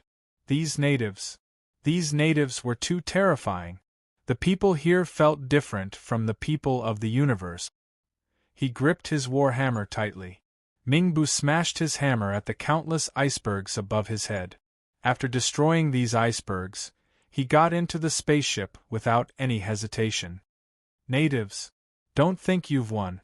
Sooner or later, the flag of the Tulip family will be planted throughout your life planets. You will still be our slaves. Mingbu roared. Then, he steered the spaceship into a streak of light and disappeared from Earth's sky. The humans of Earth, they saw everything clearly through the projection. Fervent cheers filled the air. When Su Luer saw this, she smiled. Suddenly, she covered her mouth with her hand. Blood seeped through the gaps between her fingers. In order to intimidate Mingbu, to make him fear, she had overdrawn her power, especially that planet-sized iceberg. She laboriously snapped her fingers, shattering all the icebergs that had yet to descend. After doing all this, Su Luer's vision went black. "Big Sister Luer!" shouted Goyujan, who'd been paying close attention to Su Luer's condition. However, after forcefully activating Earth's defenses, he was like a lamp without oil. Before he could fly far, he also fell from the void. That's right. Earth had won, but it was a Pyrrhic victory. Chapter 25:18. The Milky Way. A spaceship appeared in the sky above the Milky Way. They traveled for half a day. No one came to investigate. Crap. Facing this situation, Yang Jian in the cabin couldn't help but clench his fists and let out a long sigh. In the past, as soon as they entered the dark spot, someone would have come to investigate. But no one had appeared yet. There were only two possibilities. Either the investigators had retreated or they were dead. Either way, it meant that the Milky Way galaxy had been invaded. I wonder what Earth's situation is like. Everyone in the spaceship clenched their fists. They'd already rushed back as quickly as possible. Before returning to Earth, they could only wait nervously. Relax, all of you. The monkey and the others came back early. I trust they'll take care of everything. Yang Jian smiled and comforted them. Everyone in the spaceship nodded. That was all they could think of right now. Several days later, Earth. Yang Jian and the others returned anxiously. The first thing they did was investigate Earth's internal situation. They're here. Yang Jian and the others saw the sea and a few islands that had been attacked. It looks like they retreated again, said Lu Jing. That's right. That's right. Yang Jian nodded lightly. Just then, the great sage in front of their flying ship charged over with a staff in hand. Xiao Yumei and Wu Di followed closely behind. Yang Jian and the others hurriedly rushed down. The great sage, Yumei, and the others had already readied themselves for battle. When they saw that it was Yang Jian, they let out sighs of relief. Monkey! Yang Jian! Why did you come back? We didn't tell you to stay on Blue River. The great sage's eyes darkened. The Milky Way was filled with danger. Coming back now was too dangerous. They have to come back. Great sage, how's Earth? Su Yen also asked nervously. It's not looking good. The great sage glanced at Su Yen and the others, then sighed. Before you came back, the invaders had already reached Earth. Fortunately, Su Luer Goyujan and Yin Shang did their best to repel them, but there are still many wounded on Earth. Leave it to me. Almost instantly, a jade-green godhead appeared above Su Yan's head. Behind her, the shadow of the life goddess appeared. The pure life force was like the spring rain that had revived, watering every part of the earth. Great resuscitation. This was what Su Yen learned when she broke through to the cosmic system state. The healing effect was much better than the previous group healing. When the rain of healing fell, the human race on Earth ran out to receive the baptism of the rain of life. Life Goddess. The Life Goddess is back. The Goddess has also returned. Our Earth's guardians have all returned. This time, we no longer have to be afraid of those invaders. The descent of the rain of life caused many humans to shed tears of joy. Mingbu's invasion. To them, it was like a nightmare. Countless humans could recall that doomsday-like day as long as they closed their eyes. Even though Minabu was banished. But everyone knew that it was a Pyrrhic victory for them. It was because they still had a glimmer of hope in their hearts. It was because not all of the human race's guardians had been present. If they could return, then they wouldn't have to fear those invaders.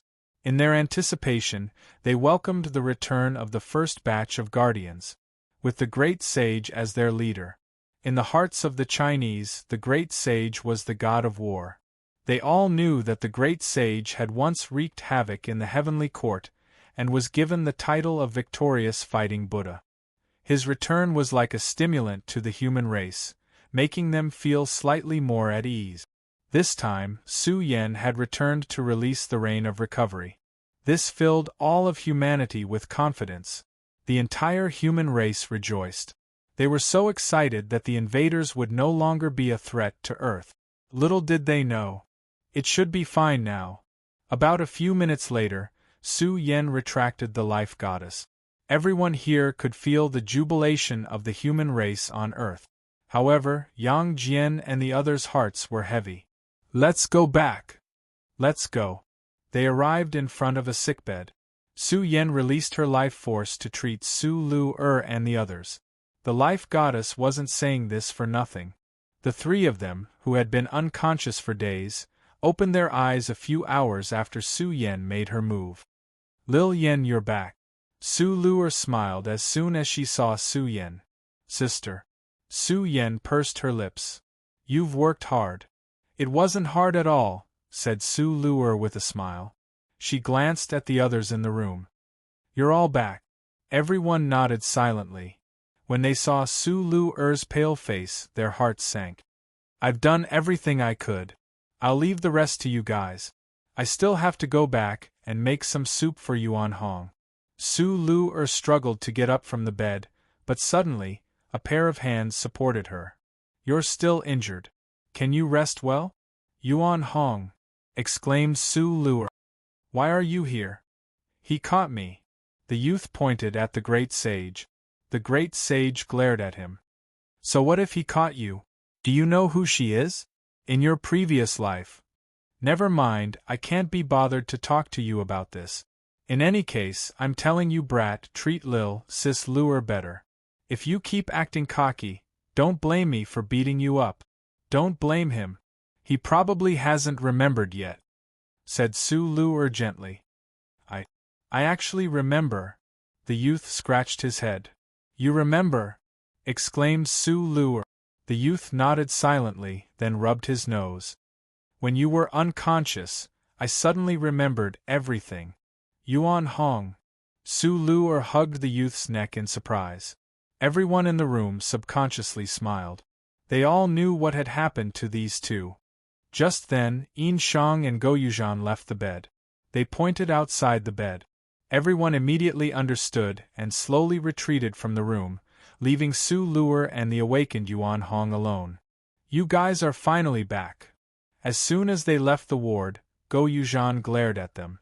You guys don't know, but we almost died that day. How strong is that invader? Yang Jian frowned. The peak of the universe, said Yin Shang. He's still in the Milky Way. We don't know when he'll make a comeback. Most importantly, before he left, he mentioned the Tulip family. It seems that there will be a Tulip family coming to our place soon. F***CK. Everyone clenched their fists. What I'm thinking is, where is the Emperor Star now? Why hasn't he returned? He has to know. Chapter 25:19. Space adventurers from outside the Milky Way galaxy had already invaded. Up until now, he'd remained within the Milky Way galaxy. He just hadn't ventured to a few life planets near Earth. To Earth, Mingbu's existence was a potential threat, a ticking time bomb. No one knew when he'd make a comeback. Most importantly, it was highly likely that a family clan would descend upon Earth in the future. Yeezy he. Yang Jian and the others hesitated. Right now, Yi Zichen was in the middle of the struggle of geniuses. The outcome was extremely important to Yi Zichen, and indirectly affected the Milky Way galaxy's future safety. Adventuring in the Golden Desert was dangerous enough. Yizi's current situation is rather special. We'd best not trouble him as much as possible. Yang Jian let out a long sigh, then narrowed his eyes, which flashed with solemnity. Besides, the way I see it, we shouldn't rely on Yizi for everything. If we put everything on him, it'll be too much of a burden for him. Everyone fell silent. In truth, they all knew just how heavy the burden on Yi Zichen's shoulders was. Even so, it wasn't that they didn't want to lighten his burden. It was just that their current strength couldn't keep up with these cosmic invaders. They could stop them this time, but what about in the future? Of course I know how heavy the burden on the Emperor's star is, but you've all seen the current situation. This time, it's a peak-level expert from the universe. Yin Shang knit his brows. This time, we've already used up all of our trump cards in order to stop him. Part of the reason we won was because he underestimated us. If he comes back with absolute vigilance, I doubt we'll be able to defeat him. Yin Shang, don't you think you're boosting his morale? At that moment, Su Luo was helped out of the room. This time, after Ming Bu had been expelled, her injuries were the most serious. She'd done this to intimidate them as quickly as possible. She'd forced herself to bear the enormous burden her body couldn't bear, and used it to scare Ming Bu away from Earth. Even with Su Yan's light of life, her internal injuries hadn't healed. Big Sister Luo. Big Sister Luo. Everyone outside the room called out to her. After a brief greeting, Yin Shang looked up at Su Luo, his tone unyielding. Under certain circumstances, he could choose not to argue. But at this moment it concerned the life and death of the entire Earth, or rather the entire human race in the Milky Way. He was not trying to boost the morale of others. He looked at the problem purely with the most rational mind. Big Sister Luo, this isn't the time to act on impulse. Do you really think I'd do something like that? I've never overestimated the intruder, but we can't underestimate him either. It was rare for Yin Shang not to listen to Su Luo. Since we've come to this point, why don't we express our own opinions and say what's in our hearts? As the Minister of the Left, I have the position of Prime Minister in the Star Dynasty. Everything I think about is from the big picture. Big Sister Luo Goyujan. Let's be honest, we've fought that person before, so we have the most intuitive understanding. In order to expel him, how far must we go? Body infusion of starlight, star robe, origin energy activation, 8 extremities spirit ascension. We've used all of our trump cards. Result? In other words, we've driven him off Earth. Big Sister Luo, tell me the truth. If he persisted for another half an hour, would you have been able to hold on? Yin Shang's words were merciless. This wasn't the time for concealment.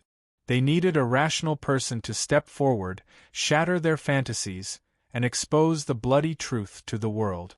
The way Yin Shang saw it. They couldn't hold on. You're right, said Su Luo.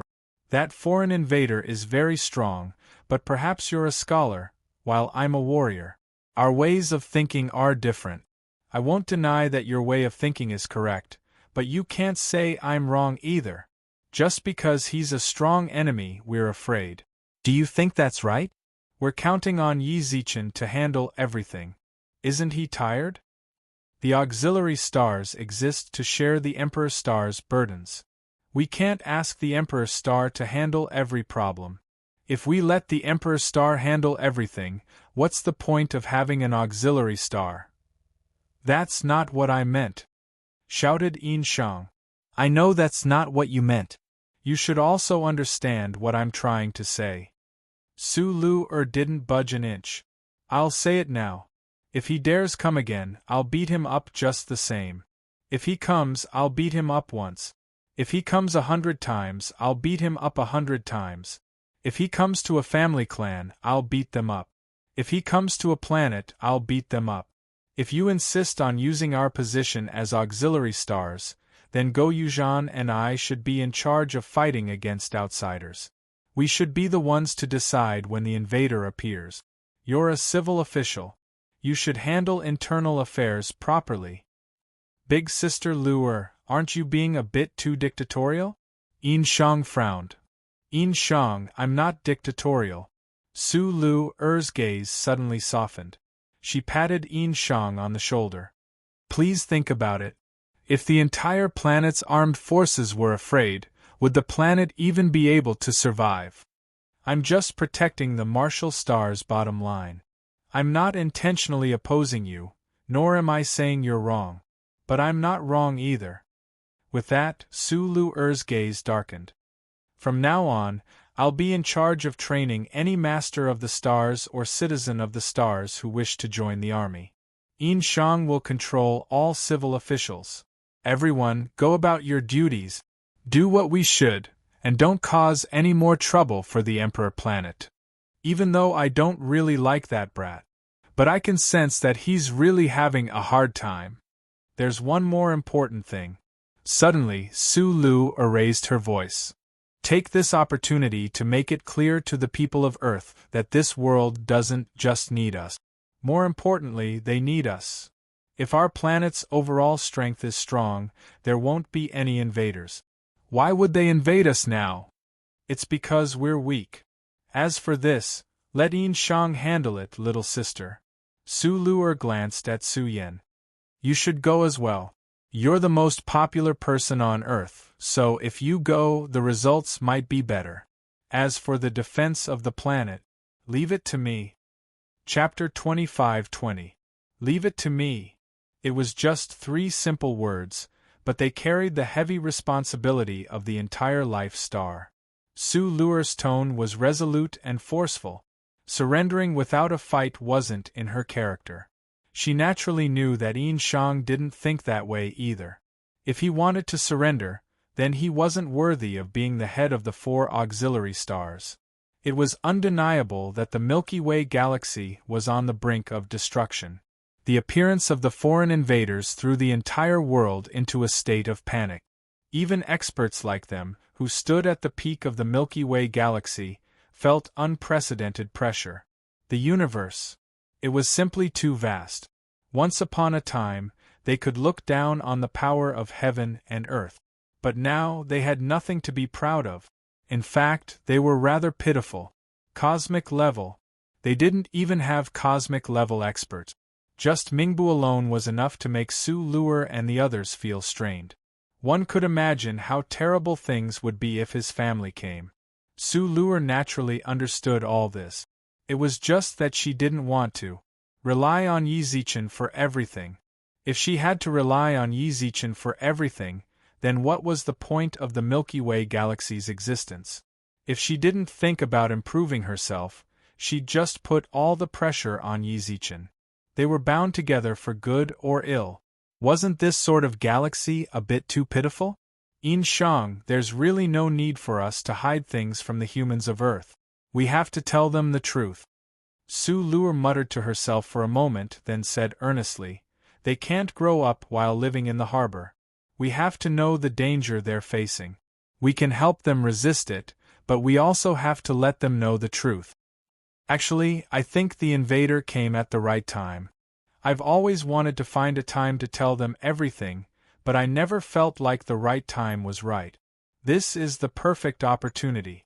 At the very least, he appeared right in front of them and made them realize just how close they are to despair. Really, the humans of Earth are too relaxed. They have no sense of danger at all. Su Luer hadn't always lived on Earth. However, she paid no less attention to Earth than anyone else. She did not know how many times she had seen the lazy appearance of the human race on Earth.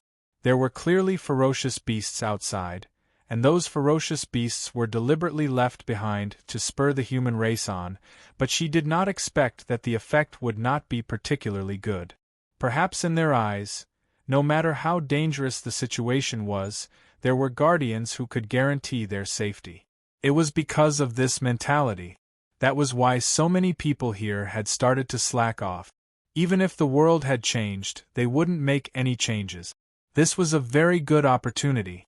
Ming Bu's world projection let all the humans on Earth know of the danger they were in.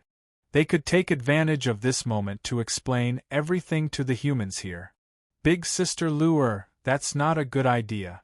If we tell the truth, people will definitely panic. Go Yuzhan frowned. Wouldn't Earth's interior be thrown into chaos? All right, I'll do it. To her surprise, Yin Shang, who'd always held opposing views with Su Luer, nodded in agreement. Yin Shang. Go Yuzhan was stunned. Earth really does need to give them a hard time. Yin Shang gazed out the window, his gaze so deep it seemed to envelop the entire planet. I agree with Big Sister Luer's idea. I'll go tell the other leaders. We can't let them live in a safe haven any longer. If this continues, the Emperor's star will be disappointed. From the moment the Emperor's star left the Milky Way, he said, what he wants is for all of humanity to evolve, not for him alone. That's right. Su Luer stretched out her right hand and arched her brows at the crowd. They all raised their hands in confusion. Everyone, carry out your duties. Protect Earth. In a split second, everyone's eyes burned with a fiery passion. Everyone, carry out your duties. Protect Earth. The Alliance Building. Outside the towering Alliance Building, countless reporters swarmed in. Not long ago, one of Earth's guardians, Yin Shang, who was also known as the Auxiliary Star, announced that he would be holding a video conference at the Alliance Building. The leaders of the 6 nations, as well as the people in charge of the survival zones, all arrived on time. Unfortunately, with so many important people gathered, there was barely a trace of the army stationed outside. They all knew very well. With Yin Shang here, the guardian, no one could harm them. If someone could harm them, then no matter how many troops they sent, it would be useless. After all, the two sides weren't even on the same level. Facing countless cameras and spotlights, Yin Shang sat upright in the center of the crowd. Earth time. 10 o'clock sharp. Everyone. Greetings, humans of Earth. I am Yin Shang, one of the Emperor Star's 4 auxiliary stars. As soon as he finished speaking, or rather, the moment he opened his mouth, it was broadcasted live around the world. Countless camera flashes and camera shutters never stopped.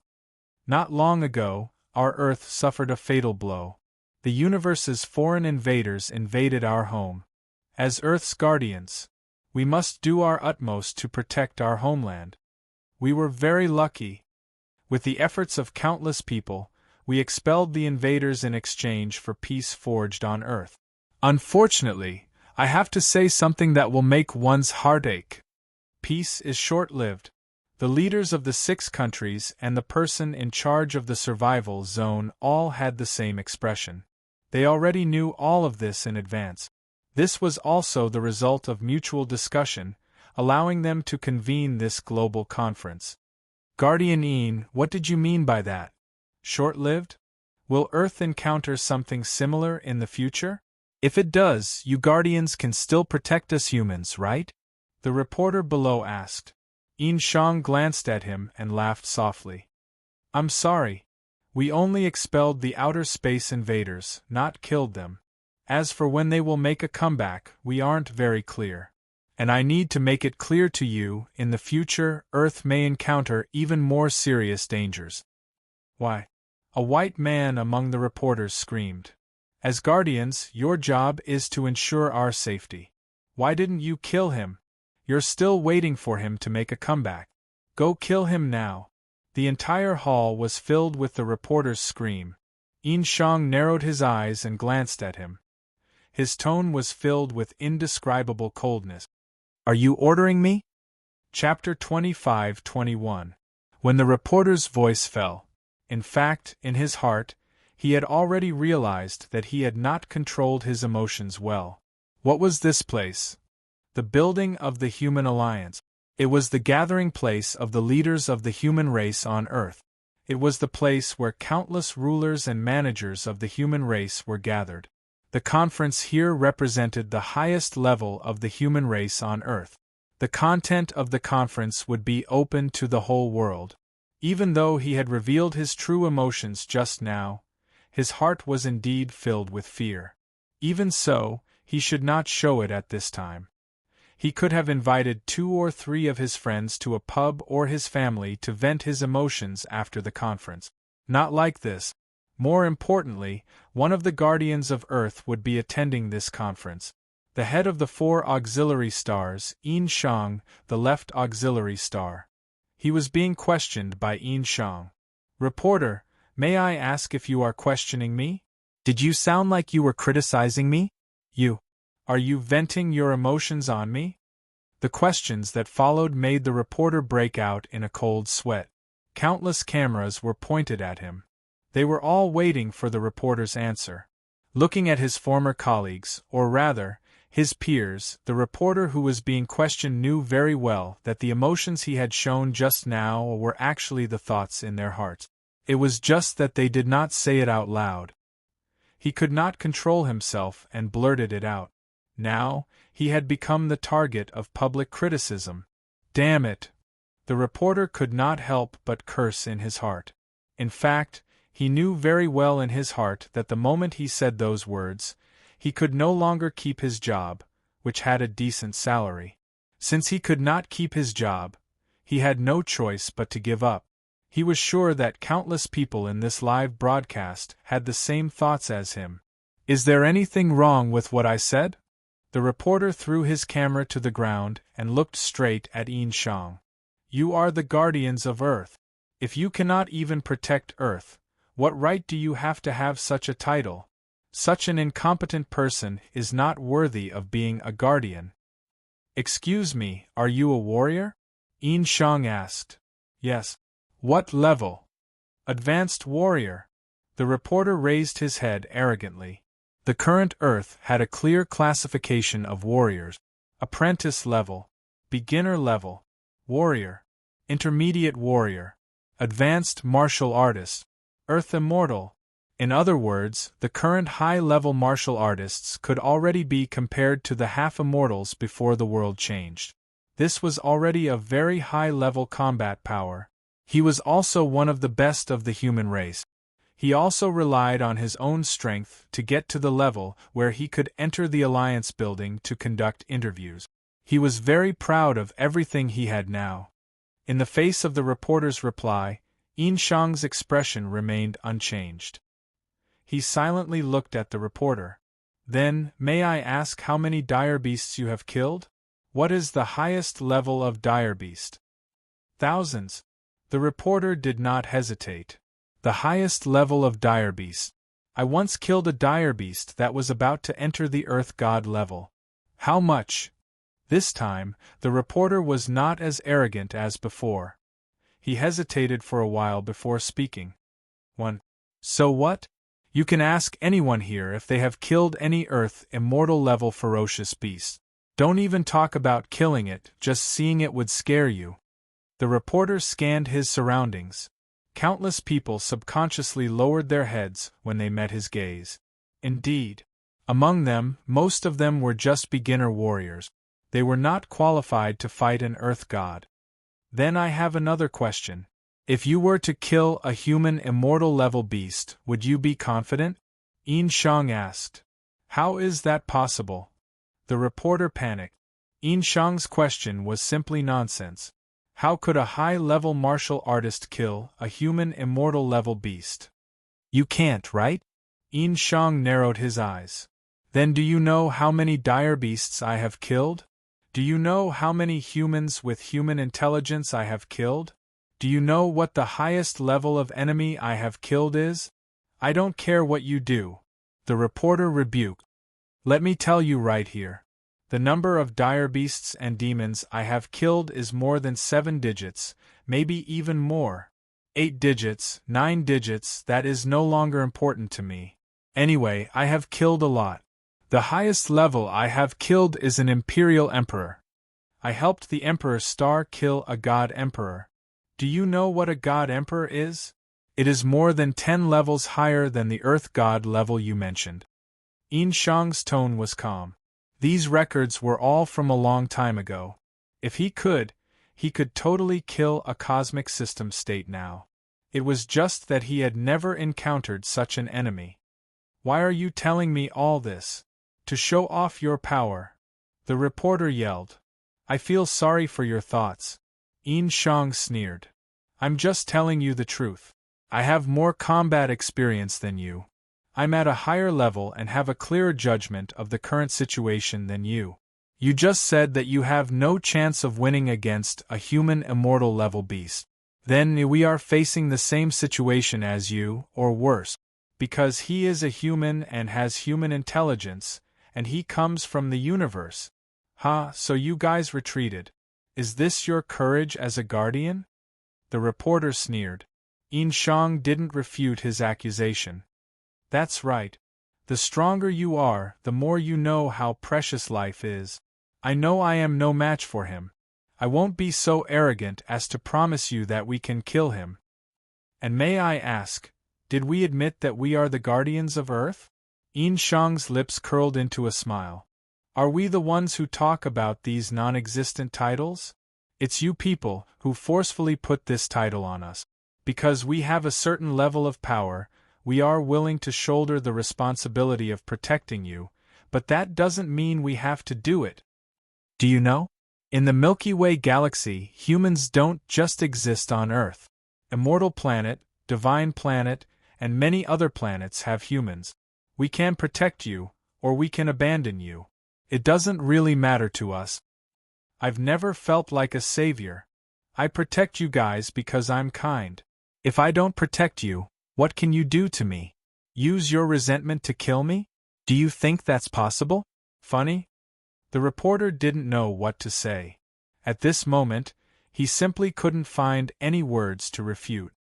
Plus, Yin Shang squinted his eyes and smiled. He pointed at the color of his skin. If I'm really a guardian, then I must be protecting China, not you. Do you understand? Chapter 25-22. When Yin Shang's voice fell, the entire alliance building was in dead silence. The leaders of the other countries all showed fear in their eyes. Only the leader of China looked calm. This was China. In the long river of 5,000 years of history, there were many capable people. No matter what era it was, there would always be people from China who could stand up. This was the case in ancient times. It was still the case today.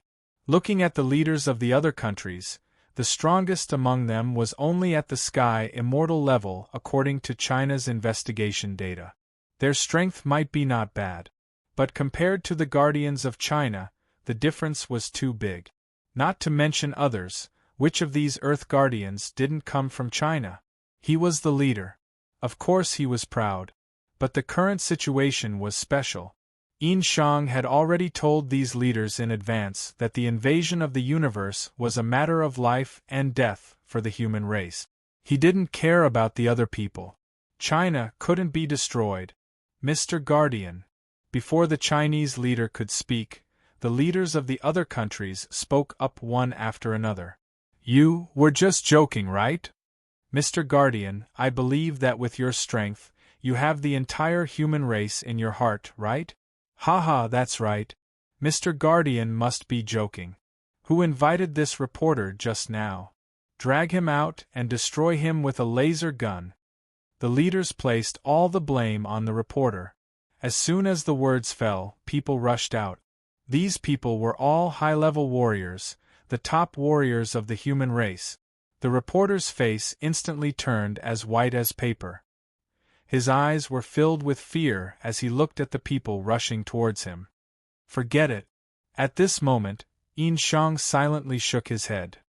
He's a high-level warrior after all, a rare elite among the human race. Leave him alive and bring him out. Hearing Yin Shang's words, the reporter immediately sat on the ground, letting the warriors drag him out of the alliance building.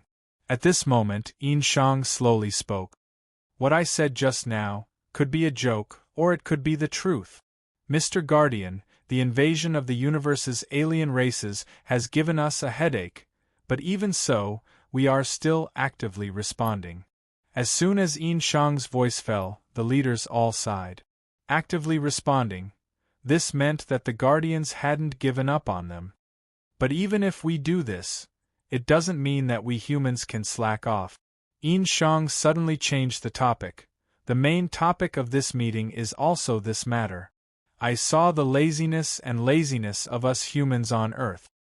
Hearing this, the expressions of the leaders of the various countries changed. Actually, even if Yin Shang didn't say it, these leaders knew that there were many such people in their countries. Even Huaxiao was one of them. This kind of slacking is very difficult to deal with. Could it be that whoever slacked off would die? This was clearly not the way to deal with the problem. They had also thought of various regulations to stimulate the people's cultivation. For example, how much money and resources one could receive at a certain level, and what kind of benefits one could enjoy. Even so, it still couldn't arouse their enthusiasm. The leaders had also been troubled by this. I'm really distressed. Before the crisis, the human race on Earth still maintained their previous attitude towards life. Perhaps it hasn't been long since Earth underwent the mutation, but that's no reason for you to slack off. As you can see right now, there are already aliens invading. Facing the live broadcast camera, Yin Shang sighed deeply. This invasion is a signal. We have already begun to connect with the universe. In the future, there may be more universe invaders entering our Milky Way galaxy and coming to our Earth. We can hold them off once, twice. Can we hold them off forever? I hope so, but this is just a hope. Undeniably, the time we have been in contact with the universe is too short. Outside the Milky Way galaxy, the human race in the universe may have cultivated for tens of thousands of years, millions of years, tens of millions of years. But we have only been here for a few short years. This is unfair. Yin Shang's tone was very gloomy, and the entire alliance building was shrouded in this gloomy atmosphere. Just then, Yin Shang changed the topic. But this world has never been fair to me. It's the same for our Earth and the universe. Those invaders won't be merciful to us just because we have only awakened for a short time. This isn't an invasion game, and they will provide us with a novice protection period.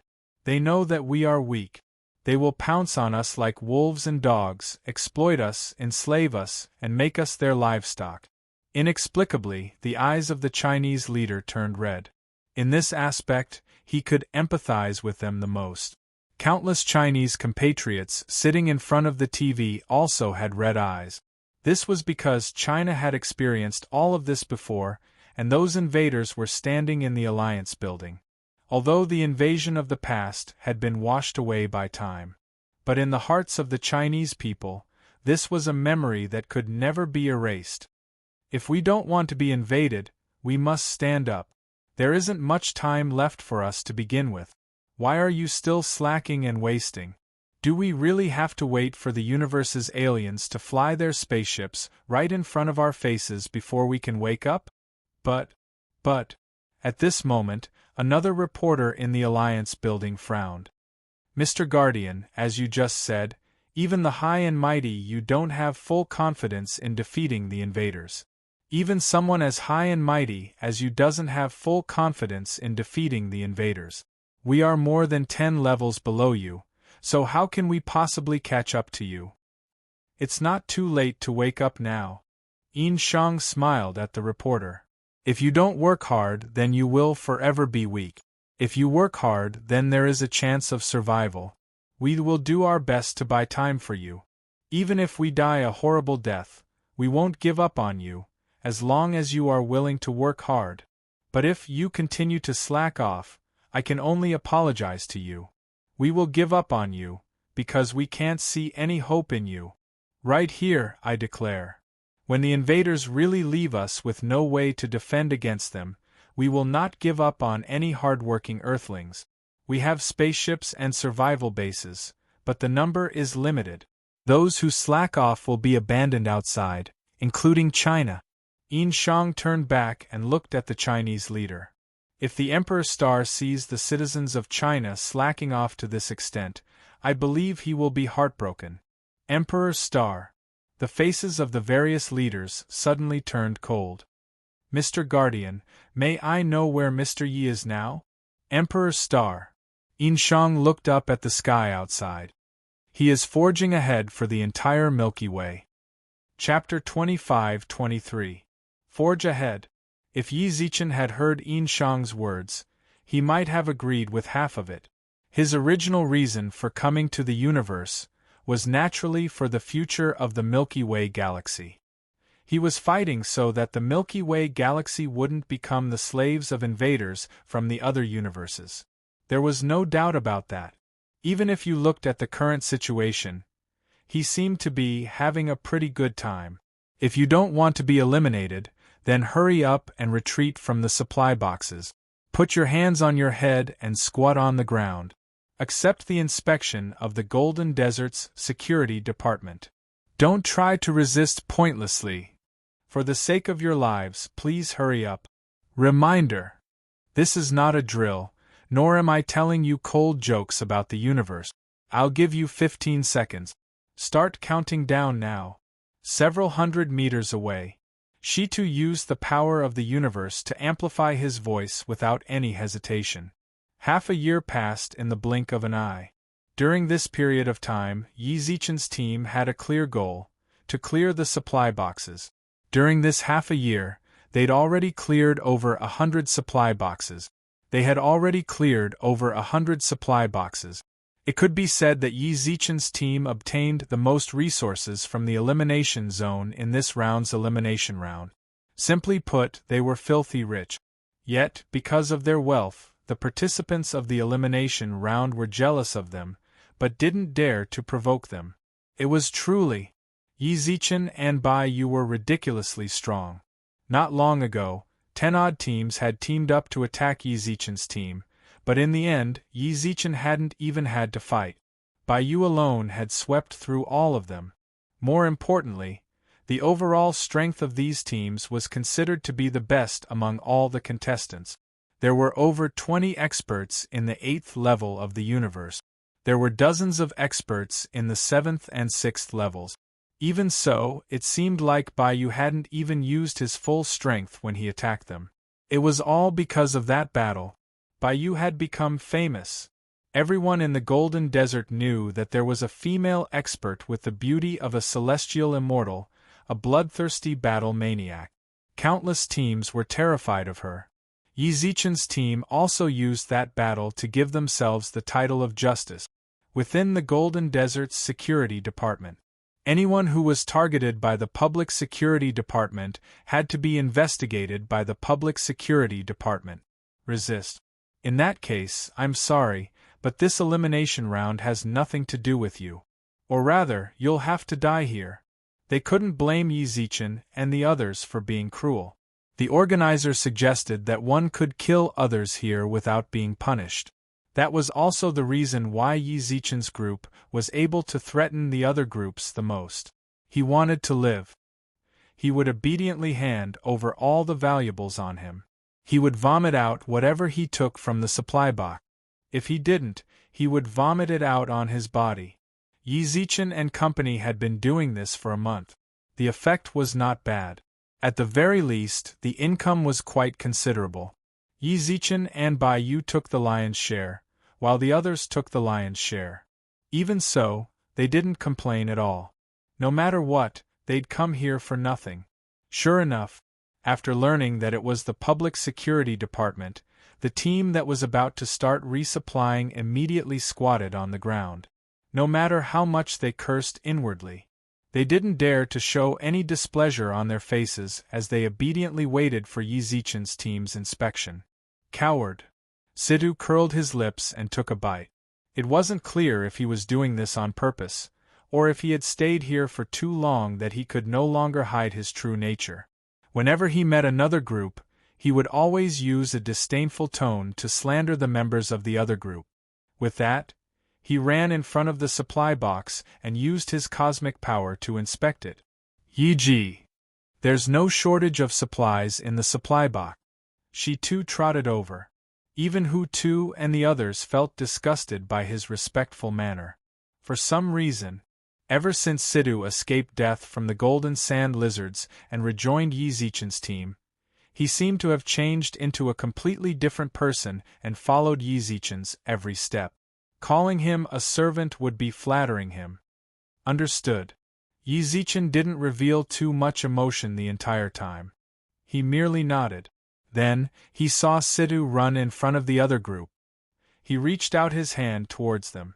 The participants squatting on the ground all took out all sorts of valuable medicines, weapons, and defensive equipment from space. Those that hadn't reached the universe level couldn't have space. They just took out all sorts of valuable items from their spatial tools. This was an unspoken rule that Yi Zichen's public security department had set for the other participants in the Golden Desert over a month ago. If you want to live, then he would use money to buy his own life. That's it? She too examined the people squatting on the ground, then looked at the many items in the desert. That's it. A Universe Level 4 expert spoke. He was also the strongest in their group, so he should be the leader. How poor. Shitu twitched his mouth in disdain, then inched in front of Yi Zichen. Yi, this team is very poor. There's only about 4 million universe credits here. Do you think that's enough? Let them go, Yi Zichen said quietly. The people squatting on the ground felt like they had been pardoned. She too also ran up and kicked that Universe Level 4 expert, sending him crashing into the golden sand of the desert. Get lost. Your luck is pretty good. My brother Yi is in a good mood. Otherwise, with this little bit of money, your head wouldn't even be enough to redeem it. Get lost. Don't let us see you again in the future. If you don't like it, you can bring people to find trouble with us. Our brother Yi and sister Bai accept your challenge. Even the Universe Level 4 expert who was kicked to the ground didn't dare retort. He hurriedly left with his team members.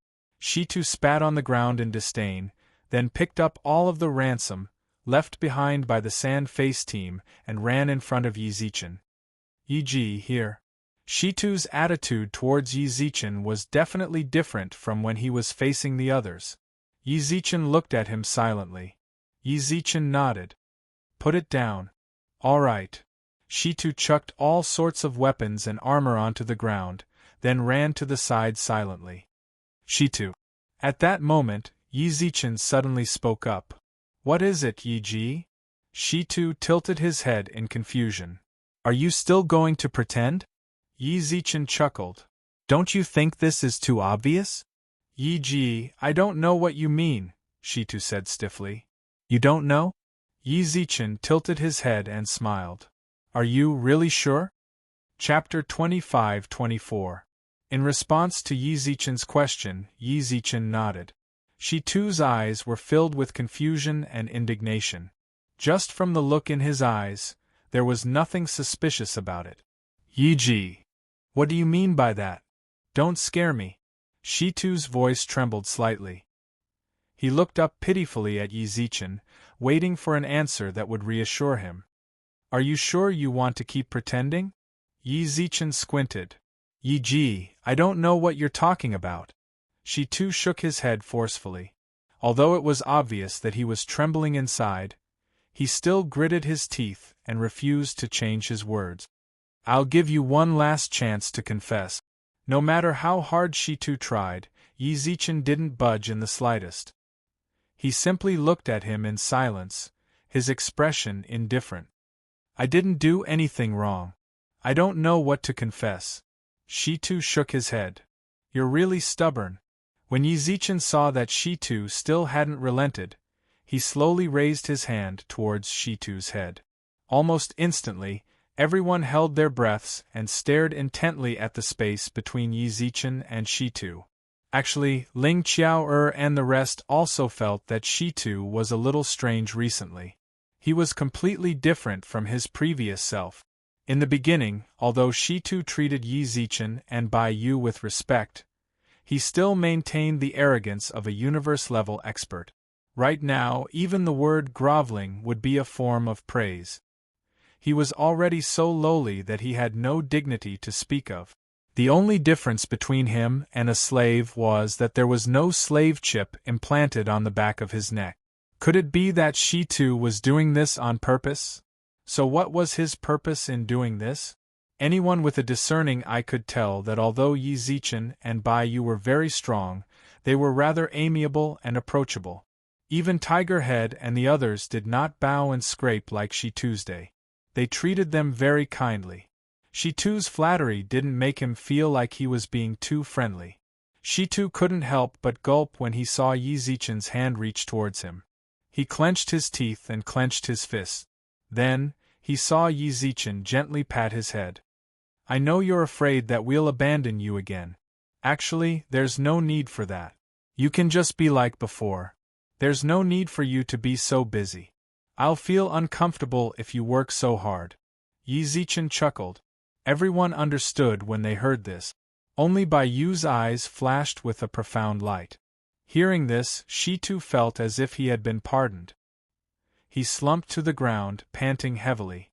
He felt as if he had just survived a disaster. Yi Ji, you scared me to death. Shi Tu patted his chest, then looked at Yi Zichen and exhaled. Why are you afraid? Did you do something wrong? How could that be? Shi Tu grinned. I'm just afraid that you'll misunderstand me. This golden desert is too dangerous. If I'm abandoned by you guys, I might really be eliminated from this assessment area. Don't worry, I won't. He patted Shi Tu's shoulder twice. Then, Shi Tu confirmed the location of the supply boxes on the map. Then the group set off once more to fight for them. During this time, Yi Zichen and Bai Yu followed a short distance behind them. Why did you suddenly change your mind just now? Bai Yu creased her willowy eyebrows and looked at Shi Tu, who was chatting and laughing with a few others. There's definitely something wrong with him. Didn't we already confirm this a long time ago? You also said that there was something wrong with him. That's right. Yi Zichen, who stood on his sword, smiled and nodded. You know that I'm a very kind person. Just now I was giving him a chance to confess. As long as he did, I wouldn't pursue the matter. No matter what, if he confessed, I'd know the source of the danger. If he didn't, the danger would have always lurked in the shadows. What a pity! It seems he didn't treasure this precious opportunity. With that, Yi Zichen shrugged helplessly. How he wished that Shi Tu would be able to speak his mind under the pressure just now. Yet, Shi Tu had gritted his teeth and endured it. From this, it was clear that the person who'd instigated him had given him a very high price. A ridiculously high price. Yi Zichen had always firmly believed that Shi Tu wouldn't dare come back for revenge on his own. Since he'd come, that meant he'd been instigated. That also meant there were people hiding in the examination area who wanted to harm him. Then what are you going to do now? Bai Yu furrowed his brows. Right now we're out in the open and they're in the shadows. Yi Zichen shrugged indifferently. You're quite confident, Bai Yu twitched his mouth. However, when he thought back to Yi Zichen's performance in the second universe, he realized that he'd always been like this. It was his confidence.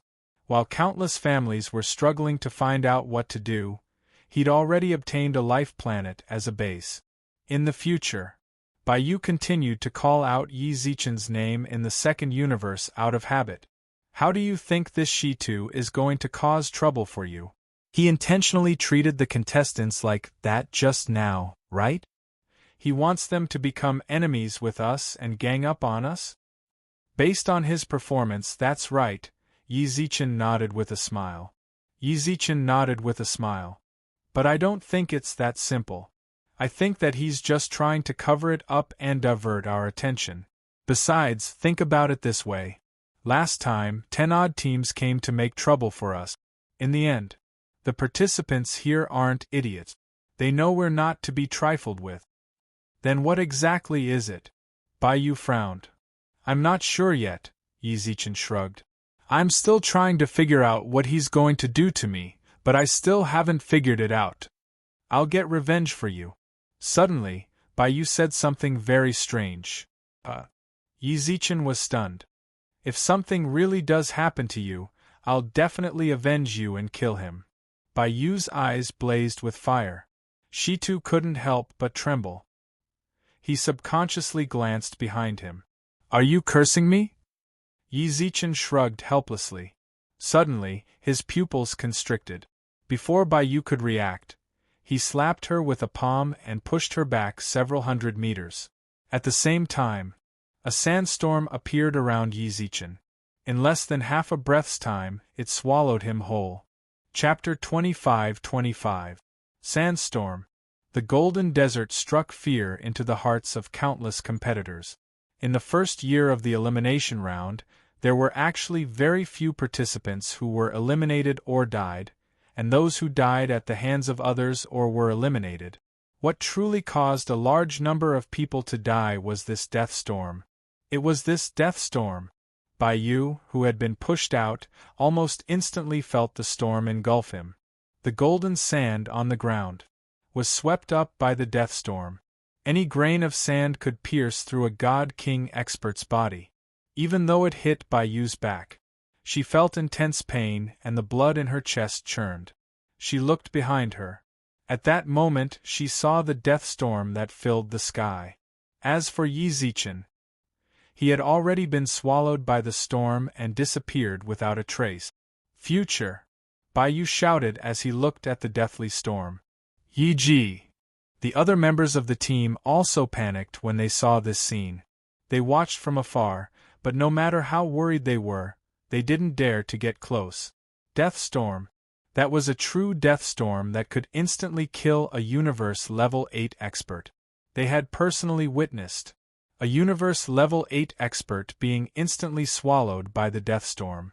Blood and flesh flew everywhere. Future! Without any hesitation, Bai Yu charged towards the deathly storm. Seeing this, the other members of the team were shocked. Hu Tu clenched his teeth and chased after Bai Yu and pulled her back. Even though the Tiger Men were natural fighters, and their strength multiplied after activating their martial spirits, he pulled with all his might. However, Bai Yu still managed to drag him several dozen meters away. Tiger Head could feel that the whirlpool of wind blades on the periphery of the death storm had touched his nose. Big Sister Bai, you can't go. This is the death storm. Tiger Head's face had already started to be scratched by the wind blades, causing blood to flow out. He continued to pull Bai Yu's clothes. He didn't let her advance even half a step. At this moment, the death storm suddenly disappeared, just as it had come, as if it had never appeared. Bai Yu's eyes were filled with terror as he ran forward. She reached out and felt around in front of her. Future! Bai Yu shouted herself hoarse as she sat on the ground. In that instant, her eyes seemed a bit empty. Future was swallowed by the death storm. Is he dead? He must have felt it just now, but he had given up on his hope of escaping and pushed himself out. Shi Tu. Inexplicably, Bai Yu struggled to stand up from the golden sand and looked around. Where did Shi Tu go? Hearing this, Ling Qiao and the others also looked around. Only then did they notice that Shi Tu, who had been kowtowing to Yi Zichen, was nowhere to be seen. It really is him. Bai Yu tightly clenched his fist. The eyes of Tiger Head and the others were filled with terror. Sister Bai, are you saying that Shi Tu harmed Brother Yi? That's impossible. The death storm appears randomly here. Shi Tu shouldn't have this kind of ability. Future God. The Flame Rat and the others, who had their eyes fixed on the assessment area, also revealed fear in their eyes. Meng Luo bit her lips in shock. The Flaming Rat was almost glued to the projection, as if it was hoping that its eyes could see through the virtual projection and see what was happening inside the death storm and where it was going. All of this happened too suddenly. They never thought that the Almighty would be swallowed by the death storm in the future. How could this be? Meng Luo bit her lips and didn't know what to do. She was very anxious. At that very moment, she didn't know what to do either. Sister Hua. Meng Luo's little face was filled with panic as she tugged at Hua Jianrou's arm. The future Almighty, he. Faced with Meng Luo's question, Hua Jianrou's furrowed brows didn't relax. She stared at the location on the projected map, took a few steps forward, and pulled the flame rat away. Then, she rewound the live stream. Approximately 10 odd minutes later. Sister Ro. The flaming rat and Meng Luo looked at her in confusion, then saw Hua Jianrou zoom in on the map. This sandstorm is man-made, Hua Jianrou said. Man-made? The flaming rat frowned. Look at this map. 30 minutes before the death storm appears again, there will be a notification of the storm area. There was no sandstorm in the area of the future.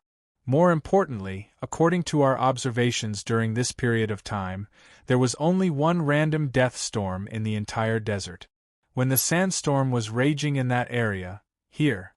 As she spoke, Hua Jianrou zoomed in on the map and pointed at the top right corner. This is the active area of the random sandstorm. There was already a sandstorm here, so why would there be another one in the future? More importantly, the duration of the sandstorm here is too short. From start to finish, it lasted less than 30 seconds. The disappearance of the sandstorm was very sudden. Other death storms are like typhoons or tornadoes, they have their own paths. Sister Hua, if that's the case. The flaming rat's eyes were wide open, filled with fear. Could someone be plotting against future God? Not necessarily. Hua Jianrou shook her head. It could also be a plot against Bai Yu. Just now, Bai Yu was in the same area as Future. Maybe Future sensed the danger ahead of time and pushed her out. You guys know that the reason why we've been living here is because we'll face the danger of death if we go out. Maybe Bai Yu is being targeted. Her divine flame and her inheritance of the Bai family are the most perfect and compatible ones of their generation. Future God became Sister Bai Yu's scapegoat? Meng Luo bit her lip. Hua Jianrou frowned and knocked Meng Luo's head. How can you say that? Do you want your future God to die? Of course not. Meng Luo shook her head forcefully. Then don't say that. Hua Jianrou twisted her neck and smiled with her eyes squinted. I believe that future God won't die so easily. No matter if he took the hit for Bai Yu or left to deal with him, as friends, we can't just sit back and do nothing. What should we do? The flaming rat and Meng Luo asked. That she too. Hua Jianrou glanced at she too on the projection. We need to find him. Almost as soon as she finished speaking, a voice suddenly rang out.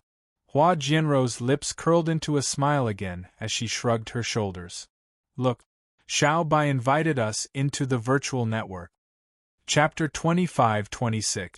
Virtual World. A corridor in the sky. At the bottom of the corridor was a stretch of pure white clouds. There seemed to be koi fish swimming in these clouds. From time to time, they would shuttle back and forth in the clouds, looking very satisfied and happy.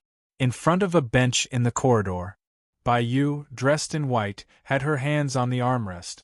Her eyes were sharp and her lips were moving. It seemed like she was talking or giving orders. Hua Jianrou, Flame Rat and Meng Luo, who had received her invitation, walked over. Bai Yu. Hua Jianrou spoke and saw Bai Yu turn around to look at them. Only now did they notice how serious Bai Yu's face was after she took off her veil. Her reddened eyes looked like she had just cried. You guys wait here. There are others. In less than half a minute, several beams of light shone on the floor of the long corridor, and a dozen or so young men appeared in the long corridor. When they saw each other, they were stunned. Perhaps they didn't expect that everyone would appear here. These people were the purest second generations of the universe. Each of their families had at least a monarch-level expert supporting them. If these second generations appeared in the same life star at the same time, they would definitely be killed. Even if they were sovereigns or overlords, they had to send people to take care of them because they had too many connections. The elders of these people included the upper echelons of the 8 tycoons. The range that their energy could cover didn't cover the entire universe, but at least half of it was within their reach. Among these people, some lived on planet Een, such as Hua Jianrou's fiancé, Snoke, and the blonde girl, Yurong. Most didn't live on planet Een. Heavens, why are you all here? The freckled girl stared blankly for a moment, then immediately pointed at Snoke and Yorong. Snooker, why are you here with Yorong? Isn't Hua Jianro your fiancé? The two of you came up together, don't tell me you're together? At the mention of this, Yorong's face visibly stiffened, and Snooker shrugged with a smile. I just went to Yorong's place to talk about some family business. Coincidentally, my cousin sent me an invitation. It seemed urgent, so the two of us came together. With that, Snoke smiled and walked to Hua Jianro's side. He stroked her long hair affectionately, and his eyes were full of deep affection. By the way, cousin, why did you call us here? Everyone's here. This isn't a common occurrence. Wait, not everyone is here yet. As Bai Yu spoke, another beam of light shot out from the hallway. Meng Luo and the others froze when they saw who it was. Bill. He was pursuing Bai Yu, but he was the person Bai Yu hated the most. He never expected that he would be invited. Bai Yu, you were looking for me? Bill's eyes were filled with excitement. When he saw so many people in the corridor, he said, "Why are all of you here?" Bill would take so much time. After receiving Bai Yu's invitation, she specially dressed up before entering the virtual network. He thought it would be a private moment between the two of them, but he didn't expect there to be so many third wheels here. Good, this time everyone is here. Bai Yu let out a deep breath and looked at the surrounding crowd. Thank you all for accepting my invitation despite your busy schedules. I'm pressed for time, so I won't be too polite. I need you to help me investigate a human called Shi Tuesday. Shi Tu? Everyone frowned. It's this person. Bai Yu waved his hand and Shi Tu's head appeared in front of everyone. I don't know if Shi Tu is his real name or not, but I need all of this person's information. His family background, the life star his family is stationed on, the activities of all his clansmen, and most importantly, his current location. I want everything, and the shorter the time, the better. My own abilities are limited, so I can only ask everyone. After this, I, Bai Yu, will owe you all a favor. Little Yu, you're treating us like outsiders when you talk like that. The freckled girl shrugged. We grew up together. Even though we've been sent by our families to manage universe countries and galaxies, we still have feelings for each other. It's just a small effort. Yeah. The others agreed. It seems like you're in a hurry as well. I'll send someone to investigate right now. I'll inform you as soon as I have any news. The freckled girl waved her hand with a smile, then disappeared from the hallway. The others also nodded and left. Not long later, only Snoke, Yorong, Bill, Hua Jianro, the Flame Rat and Meng Luo were left in the hallway. Cousin, how did this guy piss you off? Aren't you participating in the elimination round? How are you able to access the virtual network? I'm withdrawing. Bai Yu's eyes did not change at all. Withdrawing? All of a sudden, Snoke, Yorong and Bill were stunned. Withdrawing now meant that she gave up all of her qualifications to participate in the following round. Why did you suddenly withdraw? Just for this Shi Tu? What exactly happened to him? Snoke frowned. He wanted to kill me. Bai Yu replied expressionlessly. She would not mention Yi Zichen, because she knew very well that saying that she was killed would be the simplest and most effective response. Explaining was too much of a waste of time. Kill you? The expressions of Snoke and company darkened. Did you tell your father about this? Snoke asked. I did. Bai Yu nodded. The family has already sent people to investigate, but it's too slow. The universe is so big, it's very hard to find a person. I need your help. We understand. Before Snooker finished speaking, the freckled girl in the corridor came out again. Lil Yu, look, is it him? The freckled girl ran over. Bai Yu's pupils contracted when he saw it. Yes, it's him. I have already sent all of the information to your email, as well as my subordinates. Their contact details are all in there. Thank you so much. Bai Yu held the freckled girl's shoulder tightly. You're too polite. Come and be a guest in my universe nation when you have time. Managing a universe nation is so tiring, I really envy you guys for being so free. The freckled girl twitched her mouth. Wanyanjia, we really want to go out. Hua Jianro said. Don't. Planet Een is better. The freckled girl shook her head. You'll know when you come out, it's very dangerous. Oh yeah, Lil Yu, why do you want this person's information? Why do you want his family? Me?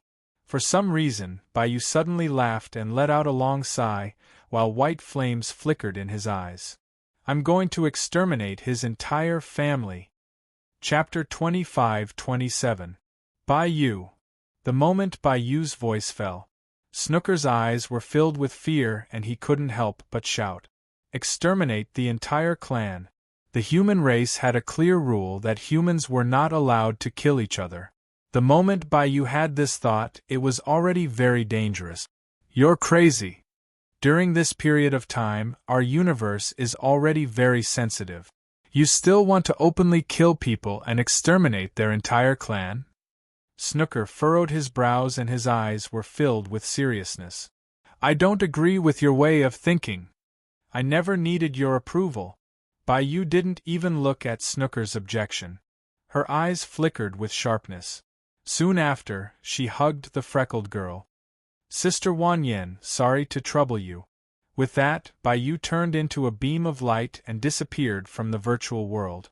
Wanyan, Snooker, Yorong and Bill all revealed shocked expressions. Was that really little you just now?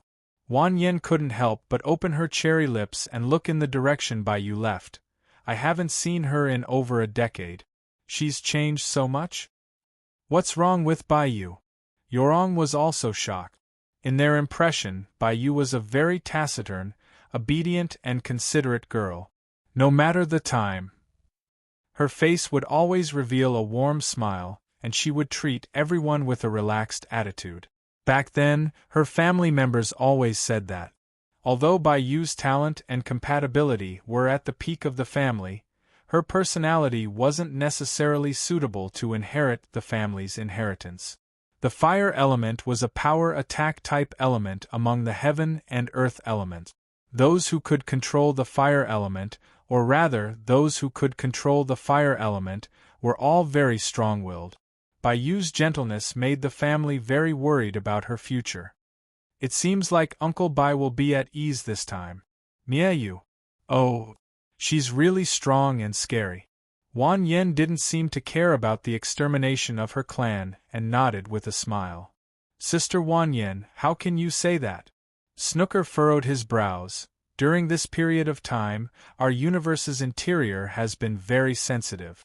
The Virtual World Corporation and Songyue system are constantly in conflict and the various powers are secretly fighting each other. The reason why there hasn't been a war is because there have been no visible casualties. The families of Planet Een have always maintained a neutral stance. If Baiyu attacked and the two sides attacked one of the factions, what would happen if a war broke out? Snooker's words were full of impatience. Then let's fight. Wan Yen shrugged her shoulders indifferently. Sister Wan Yen, this matter is easy for you to say. Do you know that if this war starts, the entire universe will be in chaos? No life star or universe country will be spared. Everybody will be dragged into this mess. Snooker frowned. More importantly, Baiyu's family has always been very close with the Virtual World Corporation. This matter is very complicated. What's so complicated about it? In the face of Snooker's impatient look, Wan Yen still looked indifferent. She squinted at Snooker and looked him over twice. Snooker, it seems that I've been away for more than a decade. You've changed a lot. What happened to me? Snooker was puzzled. Baiyu's family, you're related. Baiyu's father is your uncle, and his grandfather is your grandfather. You were able to differentiate so clearly in that moment. Wan Yen let out a deep breath. Are you that afraid of getting into trouble? In the past, you weren't like this. I've just matured. I know how to judge the situation. Snooker's eyes were resolute. The current situation in the universe, the 8 Leviathans are weak. the Virtual World Corporation and the Universe Union Bank, even though they're still at the peak, the overall strength of Tsangyu Galaxy, according to the information our family has already surpassed the Virtual World Corporation's army. Where did you get this information from? Wan Yen frowned. You don't need to care about that. Snooker squinted his eyes. Anyway, I just know this. If this war really breaks out, the Virtual World Corporation won't have a good ending. At this time, we should maintain our neutrality. If we're forced into the Virtual World Corporation's camp, it's very likely that our families will be wiped out. Wiped out? Bayu's family wiped out had shocked them. They didn't think it was like Bayu at all. This time, Snooker was talking about wiped out his family. Everyone's hearts were filled with fear. Don't try to scare us here. Wan Yen laughed. Do you know the overall strength of our families? Or rather, how much do you know about our families? Planet Een. This was the largest life star in the entire universe. The surface area of this life star was comparable to a small life star system. This life star wasn't born in the universe. Instead, it was built with the universe origin energy of countless experts, all for the sake of giving their descendants a safe living environment. There were a total of over 400 families of various sizes here. The families that lived here, even the worst family was a second-rate family in the entire universe. Families like Bayu's were even first-rate families. Wiped out. Snooker actually said that first-rate families like them would be wiped out. I'm not trying to scare you. Snooker furrowed his brows. Tsangyu Galaxy's true strength isn't something you can imagine. There are some things I can't say. However, I can tell you this. The current Tsangyu Galaxy's overall strength is already more than twice that of the Milky Way Galaxy. The Milky Way Galaxy, do you know? With the Milky Way Galaxy, it's twice that of the Milky Way Galaxy? And this is the most conservative estimate. Who knows, maybe it's already 3 times, 4 times. Wan Yan's eyes were still full of smiles. Snooker, you really have grown so much that I'm a little disappointed. I don't deny that Tsangyu Galaxy is strong, but it's not like our families haven't grown. Moreover, the Milky Way Galaxy was something from millions of years ago. In such a long time, all of our human families have grown by leaps and bounds. Also, for some reason, Wan Yen laughed. It would have been fine if you didn't mention the Milky Way Galaxy, but now that you mentioned it, I suddenly thought of something very important. I'll send a letter to the Virtual World Corporation in a moment and announce to the entire universe that our family is forming an alliance with the Virtual World Corporation. You know, Tsangyu Galaxy. I really hate it. Wan Yen. Snooker shouted. I'll tell Uncle Wan about your nonsense. Go ahead. Wan Yen squinted his eyes. Didn't you hear me say that I'm managing the Universe Nation? Not long ago, our family's old man abdicated. Now I am the highest ruler of our Universe Nation,